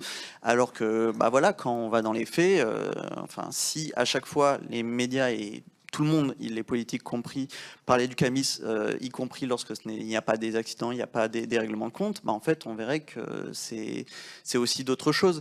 Donc, il y a ce traitement-là, et du coup, ça explique aussi la réponse politique qui s'entretient là-dessus. On ne va pas forcément tous les citer, et je pense que d'ailleurs, on n'a pas auditionné tant que ça, mais beaucoup de politiques nous disent, en fait, si ça avance pas dans beaucoup de circonscriptions, dans beaucoup de territoires, c'est parce que électoralement, de par les caricatures, de par les images qui sont très passionnées, et ça peut nous arriver à tous, enfin on a tous peut-être une expérience particulière, individuelle, dans notre famille, dans nos proches, avec le cannabis, qui font que la première réponse avant d'étudier les faits et d'avoir aussi l'opportunité d'étudier les faits, parce que c'est pas donné à tout le monde vu comment le débat public est mené sur le sujet, bah forcément c'est compliqué, et forcément c'est compliqué aussi pour les politiques de pouvoir y trouver un peu leur compte sur comment prendre le sujet à bras-le-corps. Oui, bien évidemment. Compléter ce que vient de dire mon confrère sur l'aspect est-ce que ça décrédibilise pas en fait l'action politique. Il y a une sociologue que j'aime beaucoup au Canada, dont je pourrais vous fournir les références si vous voulez, qui dit qu'à partir du moment, et elle n'est pas la seule d'ailleurs, à partir du moment où pour faire appliquer la loi on est obligé de faire un usage récurrent du droit et de la contrainte, alors c'est que cette loi est inadaptée au contexte et qu'il y a un écart entre les souhaits de la population et le droit. Et donc évidemment que ça entretient une forme de défiance, et sur le cannabis, mais comme ça a été le cas sur d'autres sujets, il semble que la population exprime un désir qui n'est pas entendu, ou en tout cas pas concrétisable au niveau politique, à savoir que le politique a des fois eu des décisions qui étaient en avance sur l'opinion publique. Là, je pense que sur le cannabis, on est sur l'effet inverse, et qu'en effet, évidemment que ça décrédibilise quand vous avez la moitié de la population qui a expérimenté un produit interdit par la loi. À partir de là, évidemment que ça pousse les gens à remettre en question la légitimité de ce droit, bien sûr. Merci beaucoup. Vous voyez, il faut toujours avoir une sociologue avec nous. Je vous en prie, on y va. D'autres questions? Alors bonjour, moi c'est pas une question, c'est plutôt un témoignage. En fait, j'ai été 17 ans toxico à l'injection dans les années 80 et j'ai fait le tour de France des postes cures, on m'a filé tous les médocs pourris qui servent à décrocher. Et la seule fois où j'ai pu atterrir, c'est quand j'ai rencontré Jean-Pierre Galland, le cirque. Et là, il y avait un monsieur qui est décédé l'année dernière qui s'appelait Éric Chapelle, c'était notre cultivateur. Et pour me faire décrocher, il m'a donné du space cake. Ils m'ont donné les meilleures herbes bien fortes. Et sincèrement, sans ça, jamais aujourd'hui, maintenant que je suis vieille, eh ben, je serais vivante et pleine de vie et envie de tout déchirer. Donc voilà, le cannabis, messieurs, dames, je vous assure que ça marche. Maintenant, je suis vieille, je suis plus toxico, mais j'ai plein de pathologies dégénératives et plus de la fibromyalgie, et je vous assure que ça marche. Moi, je prends aucun médoc, que du cannabis, messieurs, dames. Je le mange, je le fume, parce que j'ai pas les moyens de m'acheter un vapo, mais le meilleur, vraiment, pour les maladies, c'est le vaporisé. Voilà, c'est tout, j'ai fini. Ciao. Non, mais c'est un... On accueille vraiment votre témoignage avec intérêt, parce que, et avec la franchise que vous avez. Je vous en prie. Oui, bonjour. Alors moi, j'ai une petite question. Le cannabis, ça entraîne beaucoup d'autres... Enfin, légaliser le cannabis, ça entraîne beaucoup d'autres effets. Je pense notamment aux accidents et aux accidents mortels. J'ai été vérifiée, j'ai vu qu'au Canada, il y a eu une légère hausse des accidents mortels liés à l'emprise du cannabis. Je me demandais comment contrôler cela, parce que c'est un effet direct. Monsieur le maire, qu'est-ce que vous répondrez par exemple à une mère qui vient vous voir un jour et qui vous dit mon fils est mort à cause de quelqu'un qui en face avait pris du cannabis, tout simplement? Oui, bien sûr. Non, vous correspondez très bien effectivement obligatoirement à un questionnement d'une partie de la population, et c'est tout à fait normal. Je vous en prie, madame aussi. L'économie parallèle, ça rapporte combien? Est-ce qu'il y a des études par rapport à ça? Combien actuellement ça rapporte la vente du cannabis? 3-4 milliards, c'est ça? Je ne sais pas du tout, Samra, je ne sais pas si vous avez le... Vas-y, si tu peux le prendre, oui. Et ma deuxième question, elle est plutôt sociale. Oui. C'est la vente de cannabis dans les quartiers, ça permet à des familles de vivre. Et comment on peut faire pour financer correctement, et comment pallier à ce manque à gagner qu'il va y avoir sur les quartiers? Voilà. Oui, ce que disait tout à l'heure effectivement Monsieur Nathan, donc comment on essaye, et c'était une des questions aussi d'Anaël, comment on fait pour, je disais entre guillemets, recycler effectivement ce travail-là pour parce que les gens ils n'auront plus leurs sources de revenus, et qu'on a aussi acheté une espèce de paix sociale à un certain moment, à part que maintenant ça s'est sacrément durci. Ça s'est sacrément durci, ça se dessoude à tous les coins de rue. Donc là, ça devient beaucoup plus compliqué. Alors je ne sais pas, ouais.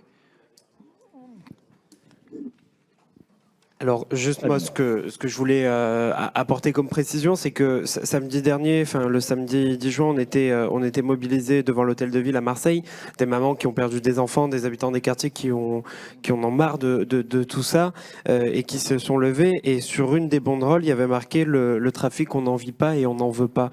Il existe effectivement des cas et j'en connais très bien où des gens peuvent vivre de cette économie. Après, la chiffrée, j'ai entendu dire 5 milliards, enfin il y a des chiffres qui sortent. Moi, je ne vois pas comment on peut chiffrer quelque chose qui aujourd'hui est illégal, quelque chose qu'on ne connaît pas, puisque nos politiques répondent à chaque fois on ne connaît pas. Donc, je ne vois pas comment on peut chiffrer quelque chose qu'on ne connaît pas. Mais surtout, il ne faut absolument pas qu'on tombe dans ce côté simple où on se dit oui, mais il y a des familles qui en vivent. C'est pas vrai, c'est plus complexe que ça. Effectivement, cette économie, elle participe à une vie de quartier. Il y a quelque chose qui se passe. Mais si l'argent coulait à flot grâce à ces réseaux, je pense que les choses, elles iraient beaucoup mieux dans nos cités, on aurait des piscines, on aurait des musées, on aurait un tas de choses qu'on aurait pu ouvrir dans nos quartiers et c'est absolument pas le cas aujourd'hui puisque le seuil de pauvreté il est encore bien inférieur dans ces quartiers et ça prouve que cette économie ne contribue pas réellement à la vie de la cité. Oui, très. Samra Lambert, je vous en prie. Oui, alors je vais en profiter pour répondre d'abord à monsieur qui était en attente depuis un moment, juridiquement sur le fait que des personnes soient incarcérées et qu'on légalise. Eh bien, juridiquement, on peut également prévoir que les personnes incarcérées pour un certain nombre d'infractions, mais je reviendrai sur votre question, madame, soient libérées parce que toute loi pénale plus douce est d'application immédiate pour l'ensemble des personnes et toute loi pénale plus sévère ne peut pas prendre en compte des passages à l'acte passé. En fait, c'est un principe. Donc la loi peut effectivement prévoir le cadre des personnes interpellées et incarcérées sur la base d'une infraction qui n'est plus punie pénalement. Et ça me permet de rebondir sur votre question, madame. En fait, légaliser la distribution de manière contrôlée n'empêche pas de réprimer un certain nombre d'infractions comme des comportements à risque que serait la conduite sous l'empire de produits stupéfiants. Donc c'est deux choses qui s'articulent mais qui pour le coup dans le cadre d'une expérimentation nécessite des échanges et dans un cadre plus global nécessite un vote de la représentation nationale sur qu'est-ce qu'on va dépénaliser, quelles sanctions on va supprimer. Et est-ce qu'on supprime toutes les sanctions liées aux stupéfiants ? Je vous livre l'état de la réflexion. Je ne me positionne pas dessus. Et il y avait une autre question, c'était vous, madame, mais je perds le fil. Ah oui, sur ce qu'indiquait Amine, je pense que c'est hyper important de rappeler, mais Sarah l'a dit aussi, que le passage à l'acte, il est multifactoriel. Et quand on interroge, alors pour le coup, j'ai eu une casquette de juge de l'application des peines, donc j'ai suivi des personnes condamnées, et de savoir, mais qu'est-ce que ces personnes vont faire ensuite de leur peine, c'est le même questionnement en fait qu'on a. C'est aussi se questionner sur pourquoi ces personnes sont reléguées dans des cités et de quelle politique publique on les a exclues pendant des années avant qu'ils se tournent vers d'autres moyens de survivre en fait. Et cesser de dépenser de l'argent en pure perte pour un système pénal qui ne fonctionne pas, un système répressif qui ne fonctionne pas, permettra de reventiler un certain nombre de sommes à destination justement des citoyens. Et dans les cités, c'est aussi des citoyens, même si on les a relégués là-bas. Et quand même aussi éventuellement de Denis, vider un petit peu les prisons. Ouais. Parce que, Allez-y. Non, mais c'était juste ça, parce qu'on est sur un taux de 120% d'occupation aujourd'hui, quoi. Par rapport à votre interpellation, madame, donc déjà, en tant que maire, j'ai déjà vécu cette scène, pas avec le cannabis, avec l'alcool. Voilà, malheureusement, ça arrive beaucoup trop fréquemment. Et après, si on légalisait et on encadrait, il y aurait, une notice d'utilisation du cannabis. Par exemple, on sait qu'on peut prendre le volant avec l'alcool, avec un certain nombre de grammes dans le sang. D'ailleurs, ça réduit. Hein, voilà. Mais par contre, on ne sait pas, je fume un joint de cannabis, à partir de combien d'heures je peux prendre le volant en toute sécurité ? On ne sait pas. Personne ne sait. Et donc là, ça permettrait de cadrer les choses. en fonction de la consommation. Et donc les gens auraient une éducation. Après, bien sûr, malheureusement, un accompagnement à la consommation. Donc c'est plutôt positif. Après, bien sûr, après il y a toujours des conduites à risque, on le sait malheureusement. D'autres questions? Je vous en prie. Oui, j'ajouterais juste Sarah. une précision, pardon, sur les tests concernant le cannabis sur la route. On a des tests salivaires qui permettent de mesurer, ou des éthylotests qui permettent de... Pour les éthylotests, on est capable de voir la quantité d'alcool bu. Pour les tests salivaires, actuellement, on est juste capable de voir en France si la personne a consommé du cannabis ou pas. Le cannabis reste longtemps, c'est-à-dire que même quand vous n'êtes plus sous les effets psychoactifs du cannabis, vous pouvez faire l'objet d'un retrait de permis. Au Canada, ils ont développé des tests pour le cannabis qui sont plus précis et qui permettent de voir, je ne saurais pas être extrêmement précis là-dessus, mais plus précisément, est-ce qu'il y a encore un effet psychoactif du cannabis? Et sur la remarque de les accidents de la route sous cannabis ont augmenté, peut-être, ça je ne le remets pas en question, il faudrait vérifier la donnée. En tout cas, on sait que ça ne s'est pas accompagné d'une hausse des usages.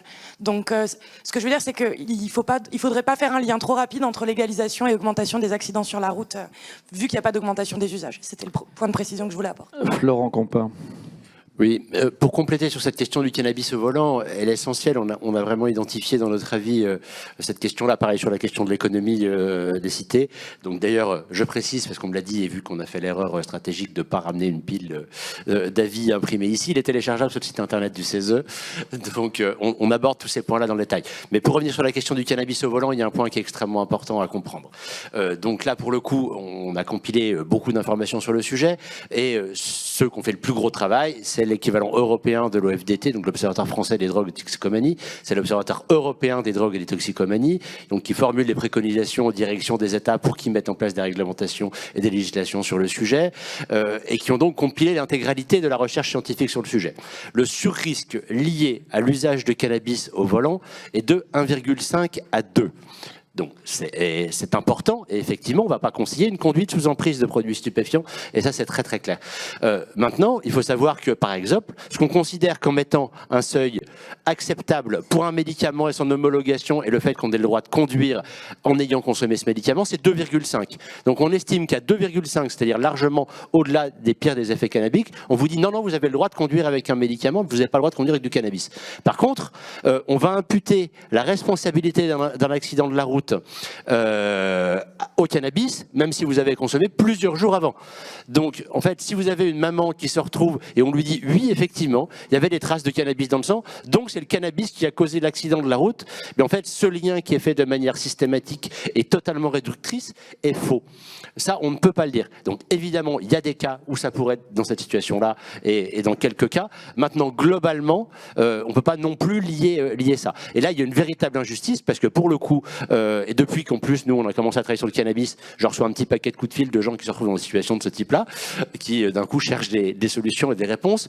Et donc là, pour le coup, j'en ai eu quand même pas mal, qui perdent leur permis, parce qu'ils se sont fait contrôler avec une salivette alors qu'ils ont consommé plusieurs jours avant, qui perdent leur boulot suite à ça. Imaginez un boulanger qui doit prendre la route à 2h du matin, qui n'a absolument aucune autre solution que sa voiture pour pouvoir aller bosser, perd son travail, etc., etc. Certains, et moi ça je l'ai vu dans un tribunal, j'ai eu l'occasion d'assister à ça, d'une personne qui avait consommé 2-3 bouffées sur un pétard de cannabis le samedi soir, se retrouve le lundi matin, après avoir emmené sa petite fille à l'école, aller voir sa maison en construction. Et donc là, malheureusement, un accident de la route extrêmement grave, vu que la personne en face est morte. C'était un motard qui arrivait à une vitesse absolument hallucinante, vu qu'il a découpé une Clio en deux avec sa moto, pour vous donner une idée du truc. Et donc cette personne-là, eh bien en fait, s'est retrouvée responsable. Alors que voilà, si on prend tous les autres articles du Code de la route, elle avait absolument zéro responsabilité dans cet accident. Elle a perdu donc sa maison, s'est retrouvée sous anxiolytique, antidépresseur et autres, a perdu son travail, son couple est parti en vrille, en dépression totale. Enfin, je vous dis même pas l'état dans lequel s'est retrouvée cette personne-là. Donc ajouter le drame au drame, c'est pas non plus une solution. Donc c'est bien pour ça qu'il faut ramener à la raison cette question et véritablement l'apprendre, être capable de l'évaluer. Parce que quand on retrouve quelques traces, parce qu'en France on n'analyse pas en plus que le THC, c'est-à-dire la substance psychoactive, mais aussi les métabolites de dégradation du THC. Donc le THC, COH, enfin bref, je vous passe les détails. Mais c'est-à-dire, en gros, ce qui prouve simplement que vous avez fait usage du cannabis un certain temps avant. Et que même si la substance n'est plus présente et que vous êtes à 0 sur le seuil de THC, vous êtes responsable pénalement. Pénalement, civilement. Donc vous allez payer toute votre vie aussi pour cet accident si vous avez consommé du cannabis avant. Voilà, donc voilà, c'est aussi des deux côtés. Il faut vraiment ramener et dépassionner le sujet pour ramener de la raison sur un sujet aussi douloureux que celui-là, parce que vraiment, encore une fois, ajouter le drame au drame, c'est pas ce qu'il faut faire et ça sera jamais une solution. Non mais ça, moi je le découvre en vous écoutant. C'est effectivement, donc on a consommé, mettons, il y a 3 mois, il y a 1 an, il y a 4 ans, etc. et tout. On a arrêté ou bien voilà. Il y aura toujours une trace, donc qui sera là. Ça, non, enfin, ça disparaît. En gros, pour quelqu'un qui est un usager quotidien qui consomme énormément, qu'arrête, on va dire, on monte à un peu plus d'1 mois. Mais voilà, on parle plutôt en semaine. Non, c'est pas 30 ans comme pour les pesticides que l'on retrouve après. Okay. Après, si on voulait vraiment pousser le vice, on peut aller chercher dans les cheveux et là, vous avez la longueur du cheveu. Oui, mais bien sûr. Et vous pouvez retrouver. Bien sûr, donc c'est formidable. Dominique, vous vouliez intervenir ou pas? Sinon, est-ce que je me parole à la salle? Oui, alors moi, c'était surtout pour répondre à la dame sur les quartiers qui vivent du cannabis ou du trafic. Il y a le... Non, c'est pas, effectivement.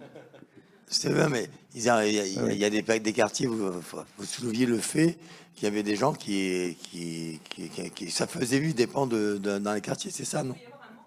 Un manque, alors justement, ce manque à gagner, il faut le compenser.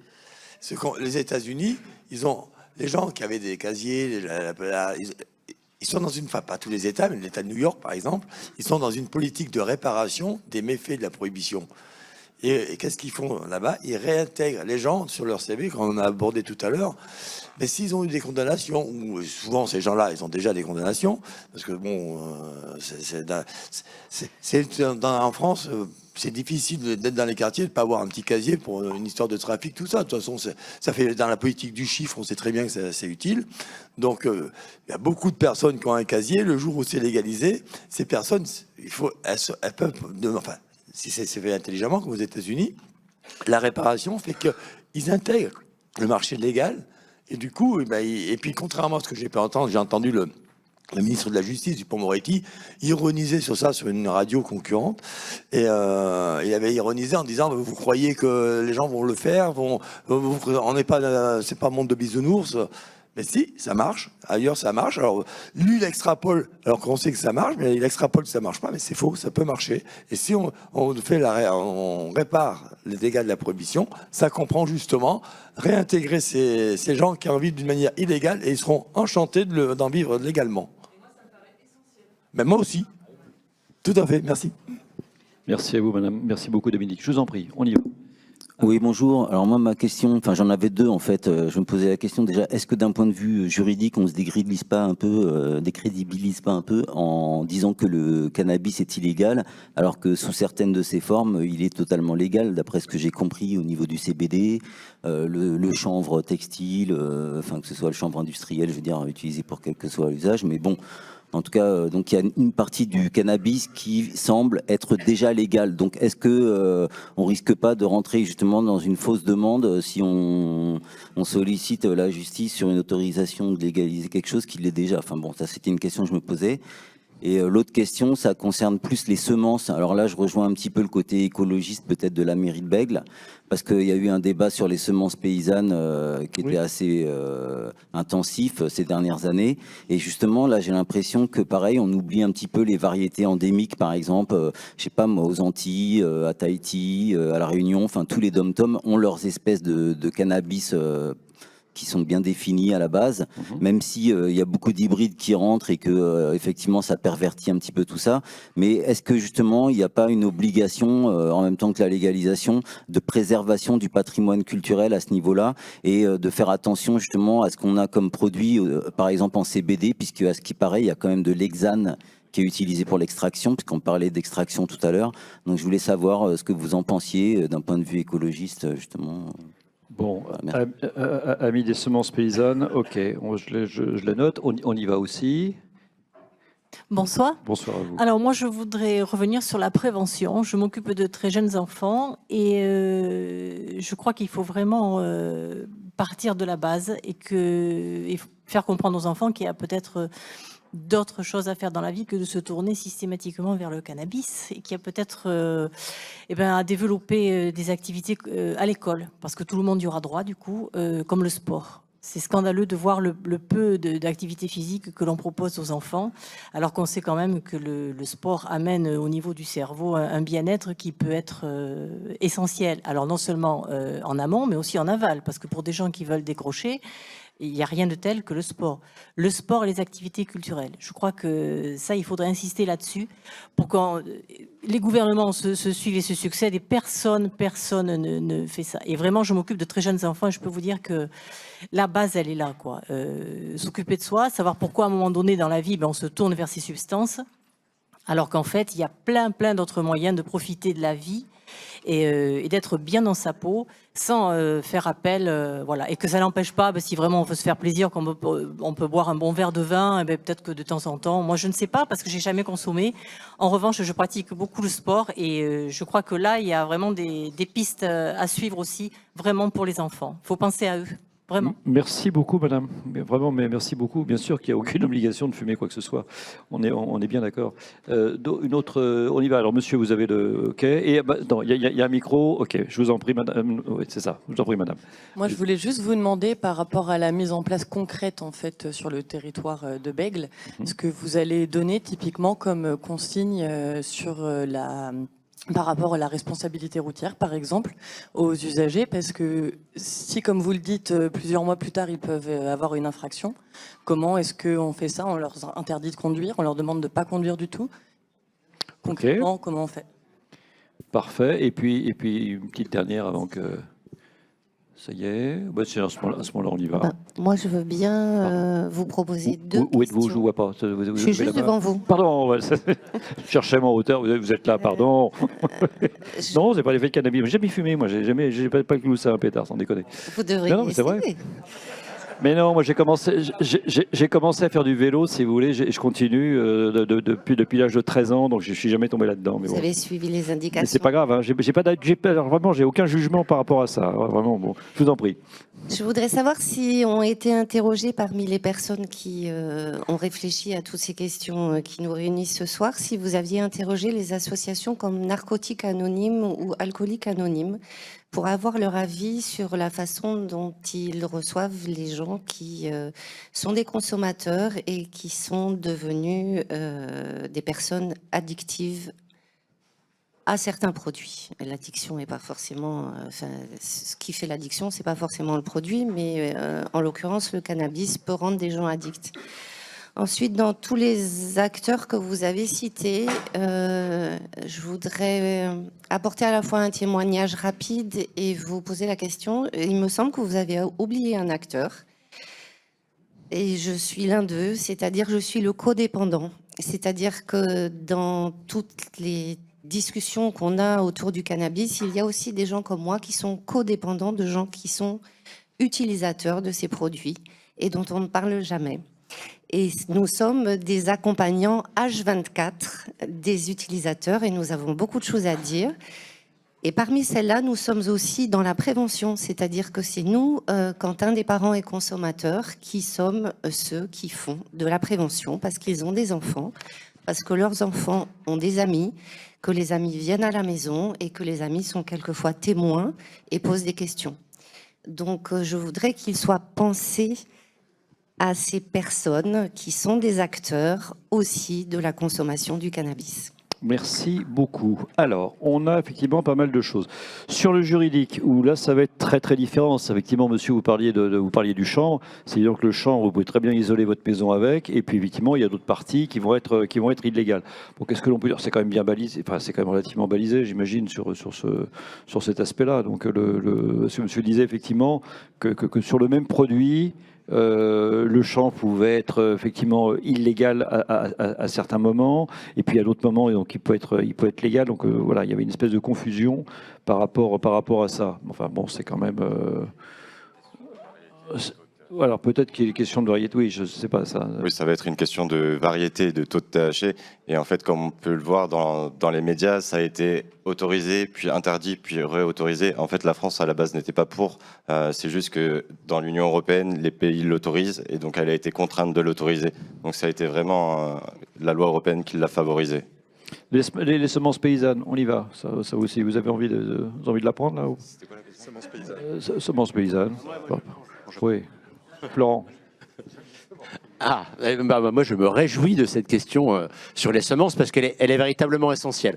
Quand on parle de cannabis, en l'occurrence, étant au CESE au titre d'une organisation environnementale et étant plus que très intéressé par ces questions, il y a différentes choses qui se posent là-dessus. Un, le cannabis est une plante, on le dit en tête de la vie du CESE, et c'est ça qu'il faut absolument comprendre. Et que la prohibition du cannabis, c'est-à-dire que 50 ans de prohibition d'une volonté d'éradication d'une plante à l'échelle de la planète, à l'heure actuelle, a mené une atteinte absolument extrêmement importante sur la génétique du cannabis. Et une plante qui a autant de vertus que le cannabis, on a perdu des allèles, on a perdu peut-être des possibilités au cannabis de se défendre plus tard contre des choses. Et ça a été lié à la prohibition du cannabis. Ensuite, il y a la question de la privatisation de la génétique du cannabis. Et en l'occurrence, à l'heure actuelle, nous au CESE, on pose une préconisation là-dessus, qui est sur la question de la conservation génétique des semences, du développement de la recherche, dans le respect du protocole de Nagoya, c'est-à-dire en évitant la biopiraterie, en permettant la juste rétribution des populations autochtones et des endroits où ça vient, parce qu'à l'heure actuelle, c'est de la biopiraterie. Ce sont un certain nombre d'acteurs privés qui ont mis la main sur la génétique du cannabis, ont été volés ces semences, font un business phénoménal là-dessus, gagnent de l'argent là-dessus, et les États ne les protègent absolument pas. Donc là, il y a véritablement un travail de fond à faire là-dessus, et ça, c'est véritablement important, et surtout dans une plante qui est aussi essentielle que le cannabis. Et toutes ces variétés... Et toutes ces variétés originelles de cannabis, eh bien en fait, se perdent aussi dans la conservation, parce que ces acteurs privés cherchent uniquement à développer des variétés qui vont développer des propriétés psychotropes, et finalement tous les autres aspects de cette plante-là, ils ne font pas de recherche ni de développement dessus, et c'est bien pour ça que nous on se prononce pour une conservation publique de la génétique des semences, un travail de recherche qui serait fait avec des acteurs comme l'INRAE et autres, et parce que ça c'est pas fait. En France, on n'a pas de variété déposée de cannabis, mis à part quelques variétés de chanvre dénuées de son psychotrope. Par contre, il y a des milliers de variétés qui ont été déposées en toute illégalité par des acteurs privés qui ont volé cette génétique à l'échelle planétaire. Voilà. Donc ça, c'est véritablement un vrai problème. Et en tant qu'acteur environnemental, pour une plante qui a autant de débouchés que le cannabis, et je pense que dans tout le règne végétal, on trouve peu de plantes qui ont autant d'utilisation et de variétés, c'est vraiment dramatique ce à quoi la prohibition a pu mener. Merci beaucoup. Monsieur le maire, s'il vous plaît, Clément, concrètement, donc effectivement ce que disait Madame sur Bègles. Alors il faut accompagner, il faut quand même accompagner aussi donc sacrément la population, la responsabilité routière, nous disait Madame. Oui, alors là, ça va être à construire ensemble. On n'a pas la réponse ce soir. Vous avez bien compris qu'on est au début de la réflexion, qu'on lance un appel aux habitants qui souhaitent s'investir dans le sujet, qui viennent nous rejoindre pour intégrer un comité de suivi que nous allons monter, qui va être plutôt un comité de co-construction de l'expérimentation et de la demande de l'écriture de l'expérimentation pour aller la déposer sur le bureau du président de la République en décembre 2023, en espérant qu'il y ait d'autres communes qui rejoignent le mouvement d'ici là. Donc après, concrètement, pour répondre à cette question, je faisais un aparté avec Sarah, je disais mais au Québec ils font comment ? Et donc elle m'a donné la réponse, donc je vais lui passer le micro. Elle va, plutôt qu'expliquer ce qu'elle m'a expliqué, elle va vous expliquer en direct. En fait, on a déjà un peu abordé les prémices de ce sujet.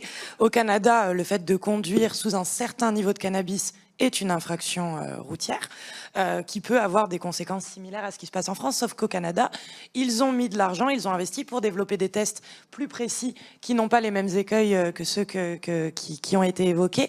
C'est-à-dire que vous ne pouvez pas, pour caricaturer, au Canada, c'est pas possible d'être tenu pour responsable d'un accident de la route si vous avez fumé il y a 5 jours. Voilà, donc ils ont développé des tests qui permettent de déterminer le niveau de consommation avec les effets psychoactifs en vigueur. Et donc, si vous êtes un habitant qui est dans le dispositif autorisé par l'État, donc à Bègles, eh ben vous aurez avec vous ce testeur québécois dans votre poche. Et si vous êtes arrêté par les forces de l'ordre, vous faites un test en direct. Ils appellent le bon numéro de téléphone parce qu'ils connaissent pas le dispositif. Vous validez bien que vous avez des traces de THC, mais qui remontent d'il y a, je sais pas quoi, 2 jours, et puis tout va bien. Alors, dans votre... on sent qu'il y a encore un peu de chemin, hein, bien évidemment. Je termine et après, effectivement, on peut se refaire une dernière dose de questions parce qu'il est bientôt 21h. Est-ce que vous avez interrogé donc, des associations comme, entre guillemets, disait madame, les narcotiques anonymes, etc., pour ce rapport, etc. Est-ce que vous avez eu des... Oui, bien sûr. Au CESE, on a interrogé à peu près l'ensemble des acteurs. Je pense que là, c'est plutôt l'Exapa, je veux dire, si vous prenez Normal, vous avez les associations d'usagers. Si vous prenez l'Exapa, ou Jean-Pierre Coutron, qu'on a pu auditionner, qui a construit toutes les consultations jeunes consommateurs. Voilà, ça c'est évidemment des acteurs avec lesquels il faut travailler.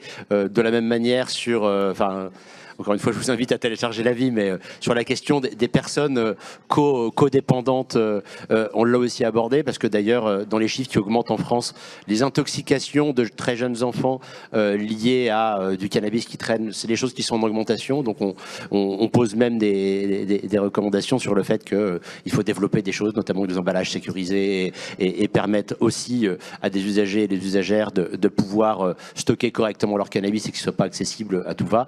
Mais voilà, ce sont des accidents qui sont des vraies réalités. Et à partir du moment où on envisage une régulation de l'usage, on peut poser ces questions sur la table. À l'heure actuelle, évidemment, vu qu'on vous dit l'objectif est l'abstinence, vous, dans tous les cas, vous devez vous abstenir. Donc, on ne vous explique pas comment conserver correctement votre cannabis à distance de votre enfant, etc., si vous êtes un usager ou une usagère. Philippe Dozan, sur l'accompagnement. Oui, d'accord, ça vous l'avez donc c'est pareil. Ok. Sur l'accompagnement aussi, là. C'est effectivement dans les centres de soins dont on parlait, on reçoit des personnes qui ont des difficultés par rapport à leur consommation et on a ce qu'on appelle des consultations entourage. Donc moi je vous rejoins, effectivement, on voit les dégâts que provoquent les conduites addictives sur l'entourage. Vous parlez du cannabis, c'est souvent les jeunes et les parents qui viennent, mais je peux vous parler des consultations entourage sur des problématiques d'alcool à tout âge qui font des ravages absolus. Donc effectivement, l'entourage, dans le cadre de l'expérimentation, il faut absolument en tenir compte et l'avoir en tête. Pour ne pas avoir de frustration. Voilà, on vous passe les 2 dernières. 1, 2. Alors, on va vous passer le micro parce que...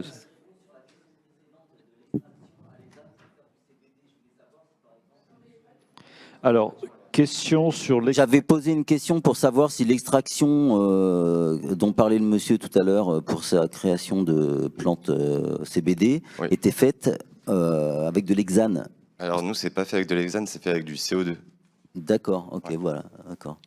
Et sinon, vous connaissez la problématique de l'hexane dans l'extraction ou pourquoi vous avez choisi le CO2 C'est quoi l'hexane L'hexane, c'est un gaz, mais nocif, contrairement au CO2, en fait, qui est neutre. Qui est pas nocif, le CO2. Non, mais c'est vrai. Mais il est réchauffant. Non, mais il est réchauffant. Il n'est pas nocif. Mais effectivement, tandis que l'hexane, il est nocif. Ouais. D'accord, non, mais je ne connaissais pas celui-là, donc c'est pour ça que... Ok. Bon, parfait. Une petite dernière, et hop, ça y est. Alors moi, j'avais juste une question très rapide relative à l'expérimentation, enfin la légalisation au Québec.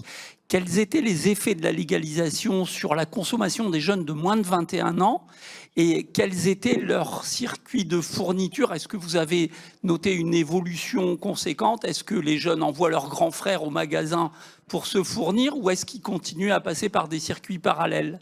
Sarah Perrin. Alors, il y a eu des gros débats au Québec sur l'âge à partir duquel on autorisait la consommation. Et c'est un débat qui a été tranché au niveau provincial et pas au niveau fédéral. Donc, ce qui s'applique au Québec ne s'applique pas forcément ailleurs. Il faut savoir que le Québec, contrairement au reste du Canada, est l'une des seules provinces où la majorité est à 18 ans. Pour la plupart des autres provinces, c'est 21 ans sur un modèle états-unien. Et ils ont quand même décidé de faire le cannabis à partir de 21 ans. Et donc, en effet, c'est une bonne question. On n'observe pas d'augmentation des niveaux d'usage chez les plus jeunes, on n'observe pas non plus de diminution, ce qui veut dire qu'ils continuent à acheter.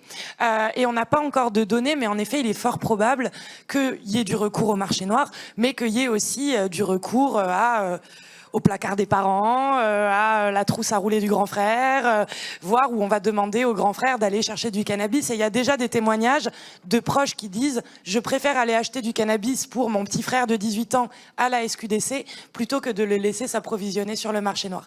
Mais c'est un débat qui est encore vif, encore aujourd'hui au Québec, sur l'âge à partir duquel on autorise légalement à consommer, sachant que dans tous les cas, ils consomment déjà, et que l'âge moyen d'expérimentation du 1er juin, c'est 15 ans, en France comme au Québec. Donc voilà ce que je peux vous dire. D'accord, ok. Allez, on y va encore une ou deux. Donc monsieur et monsieur. Alors oui, allez-y. Oui, bonsoir. Une question, un hommage et une remarque. Une question, tout d'abord, c'est pour Madame la magistrate. Vous avez parlé de 2 milliards d'euros pour la prévention. Je suis intéressé par savoir à quoi est utilisé tout cet argent. Un double hommage, un hommage à Monsieur le maire pour l'ouverture de ce sujet qui démontre qu'on peut faire de la politique de manière extrêmement noble, c'est-à-dire les choses de la cité, permettre aux gens de discuter, de réfléchir et de trouver des solutions ensemble. Bravo pour ça. Et un second hommage à Amine pour transformer une expérience de vie douloureuse dans un élan de vie et de se mettre au service et de faire avancer des choses. Bravo et merci. Merci. Et enfin, une remarque et une préconisation. Les deux tables rondes sont de grande qualité et complètes. Il manque, à mon sens, juste une représentation qui n'est pas là. C'est l'éducation. Le collège, à mon avis, c'est là où les choses se déroulent. C'est là où on peut éduquer, faire passer, travailler de manière transverse le sujet de l'addiction. Quelles sont les conséquences du trafic? Là, on a une question effectivement qui peut être abordée en sciences et vie de la Terre, sur les conséquences sur la santé. Le droit à la sécurité, on est sur des sujets qui sont de l'instruction civique. On a un magnifique sujet à partager à nos enfants et là on peut semer des graines, pas nécessairement de cannabis, dans les esprits pour se former un jugement et déterminer la distance avec laquelle et comment on consomme éventuellement du cannabis et d'autres substances qui sont aussi addictives. Merci. Merci à vous, monsieur. Donc, effectivement, cet objet, comme on dit, est tout à fait transversal. Vous l'avez très bien dit. Madame a un peu abordé, elle, avec les plus petits, et vous avez raison de le faire. Donc, même avant le collège, donc sur ces sujets-là. Alors, la question, effectivement, des 2 milliards. Donc, Ah oui, j'ai dit 2023, c'était 2022, autant pour moi. Je m'étais bien trompée sur un chiffre, mais pas sur le Faut pas vous en chiffre en vouloir. question. J'ai envie de vous répondre par une comparaison qui dépassionne peut-être un peu le débat. Quoique, c'est comme pour les rodéos motorisés en fait. On va faire des choix en fait en termes d'affectation des effectifs d'abord police sur un certain nombre d'opérations. Donc ça a un coût. Ça a un coût derrière aussi sur le. Comment? Ah oui, non, je parlais c'était près de 2 milliards au titre de la répression, mais je pense que c'était une erreur. Oui, c'est ça. Comme moi avec mon 2022, 2023. Bon. Du coup, c'est pour ça que j'ai enchaîné, mais c'était bien la question. Okay. Oui, c'était sur les 2 milliards. Mais c'est tout au long de ce que j'aime pas appeler, mais que couramment on appelle la chaîne pénale, et j'ai envie de dire le parcours finalement de la personne qui va être interpellée, qu'il va y avoir des coûts, avec le coût majeur qui est aussi celui de la prison derrière. Et quand on dit qu'il faut changer de paradigme au niveau de la question des drogues, c'est aussi questionner ce paradigme un comportement problématique nécessite une sanction pénale, et cette sanction pénale, c'est la prison. Et donc on est en pure perte tout au long de ce parcours, avec des intervenants qui sont payés. C'est pour ça qu'on parlait aussi de perte de sens, à faire du chiffre et non plus à faire pourquoi ils ont une mission de service public, à savoir individualiser, accompagner, évaluer d'abord dans un premier temps la situation. Merci beaucoup. Et puis, petite dernière, et puis hop. Voilà, oui, je sais pas, vous m'entendez? C'est pas... Parfait. Ouais, super. Non, je voulais remercier déjà pour cette table ronde, de faire avancer un petit peu le débat au niveau du cannabis, parce que comme on a pu l'entendre avec vous et les gens dans la salle, il y a beaucoup choses à dire et beaucoup de problématiques autour de cette thématique. Il y a la santé, la délinquance, l'insertion, enfin il y a plein de choses. Et effectivement, j'ai un petit peu perdu le fil de ma question parce que certains ont répondu, bien sûr, parce que c'est très riche. Après, au niveau des publics et des populations qui sont prêtes à être intéressées au cannabis ou à le découvrir, on va parler des publics jeunes, ils l'ont déjà. Et en fait, je réponds un petit peu à madame, puisque j'ai fait partie de ça à l'époque. En fait, on se tourne vers le cannabis parce qu'il y a de la détresse, soit sociale, soit familiale, soit des problèmes, ou soit autrement parce que c'est cool et que c'est interdit. Vraiment. Donc on voit des gens qui sont un petit peu starifiés, qui mettent ça en avant. Donc voilà, il y a plusieurs problématiques. Après, dans ces publics de consommateurs dont je fais partie, il y a des gens qui ont des terrains addictifs, et pas qu'au cannabis, c'est-à-dire que moi, que ce soit l'alcool, cannabis, etc., c'est toutes les drogues, où je vais avoir un potentiel d'être accroché à la substance. Et aujourd'hui, malheureusement, je ne peux pas dire que je suis un bon consommateur, parce que malheureusement, j'ai pas très bien entendu ce qu'a dit tout à l'heure le monsieur ou Farid. Ce serait intéressant juste d'entendre peut-être à la fin. C'est vrai qu'il y en a qui ont des réseaux de distribution, des réseaux de contact, des réseaux de livraison qui sont très bien établis, ok, et qui proposent aussi d'autres choses autour de ça. Moi, ce que je vous dis juste, c'est que personnellement, n'ayant pas accès à ces réseaux, pour différentes raisons et aussi par choix, voilà, parce que des fois j'ai pas envie d'aller voir des malades qui sont plus malades que moi et de prendre le risque que leur matériel soit saisi, leur plantation, leur bouture, etc. Voilà, mais après, effectivement, on peut construire autour de ça et de dire qu'on peut amener les consommateurs à mieux consommer. Et c'est ça, vraiment, à consommer mieux et à connaître mieux le cannabis, parce qu'on reste toujours sur des clichés. Et j'en ai payé le prix à plusieurs fois dans ma vie et encore récemment. Et là, l'exclusion m'a amené en fait à des problématiques où j'ai vu que là, dans la rue, dans les soirées, la problématique, c'est plus le cannabis. Moi, je vous dis, c'est vraiment... Les jeunes, ils sont à 16 ans, ils ont le droit d'aller en soirée à 16 ans dans les boîtes. Et ils cherchent de la MD, de la coke, extra, et tout ça. Ils cherchent pas du cannabis, parce que maintenant, c'est... Je vais pas dire c'est has-been, pas encore, mais presque.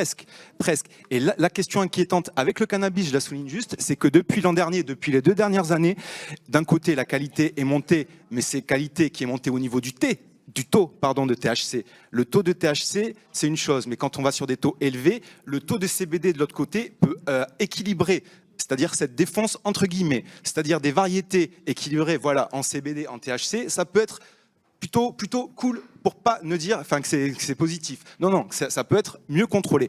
Voilà, pour dire que je n'ai pas accès, c'est-à-dire au taux, aux variétés, sativa, nanani, nanana. Et donc, je ne sais pas ce que je consomme. Je n'ai pas de contact. Si des amis étrangers, j'ai honte de leur dire non, je ne peux pas trouver une bonne weed, je ne peux pas trouver un bon hashish. Parce que, voilà, c'est autour, dans les fours, ils ont du hashish. Il y en a, ils savent ce qu'ils ont, c'est des valeurs ancestrales, c'est des valeurs, il y en a, ils travaillent ça bien. Mais depuis l'an dernier, c'est ça que je vous dis, il y a des trucs que je vois tourner, c'est hallucinant. Au niveau par exemple, de la résine, ce n'est pas normal. Vous pourrez le confirmer des anciens consommateurs, ce n'est pas normal, par exemple, de fumer du hashish et après de serrer les dents. Ce n'est pas quelque chose de normal. Donc, même sans analyse, je vous dis, là, il y a quelque chose d'autre que de la résine. Et effectivement, il y a aussi, c'est aller en parallèle du CBD, je dirais d'un côté, parce que oui, c'était bien le CBD, tout ça, il y en a plein qui ont profité, que ce soit les industriels, des trucs consommateurs. Et je raccourcis juste pour dire que oui, effectivement, le CBD, il n'y a pas eu de contrôle autour de ça. Moi, je vois, c'est toujours la fête. En tant que consommateur de CBD, par exemple, pour arrêter le THC, c'est toujours pareil. Je ne sais pas ce que j'ai dans mon assiette, on va dire, au niveau du CBD. Eh ben, on va rester sur cette interrogation presque muette. Qu'est-ce que j'ai dans mon assiette? En tout cas, on vous remercie beaucoup. Voilà, Ramsès. L'art de couper les gens comme ça. Et donc, alors... Mais en fait, c'était plus saluer dans l'esprit ce que vous faites. Merci parce que vous me redonnez de l'espoir de voir des gens qui parlent de ça publiquement, ouvertement. Et effectivement, il faut que le débat avance au niveau de l'éducation et il faut qu'on puisse parler sans qu'on soit mis sous le jour favorable de la loi, de l'article L3421-4 du Code de la santé. Ah, vous êtes très au point là. Et c'est tout. Merci à vous. Merci à vous.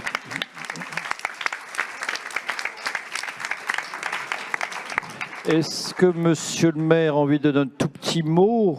Peut-être, pardon, il y a peut-être encore une autre question. Oui, je vous en prie. Pardon, monsieur, vous avez été patient.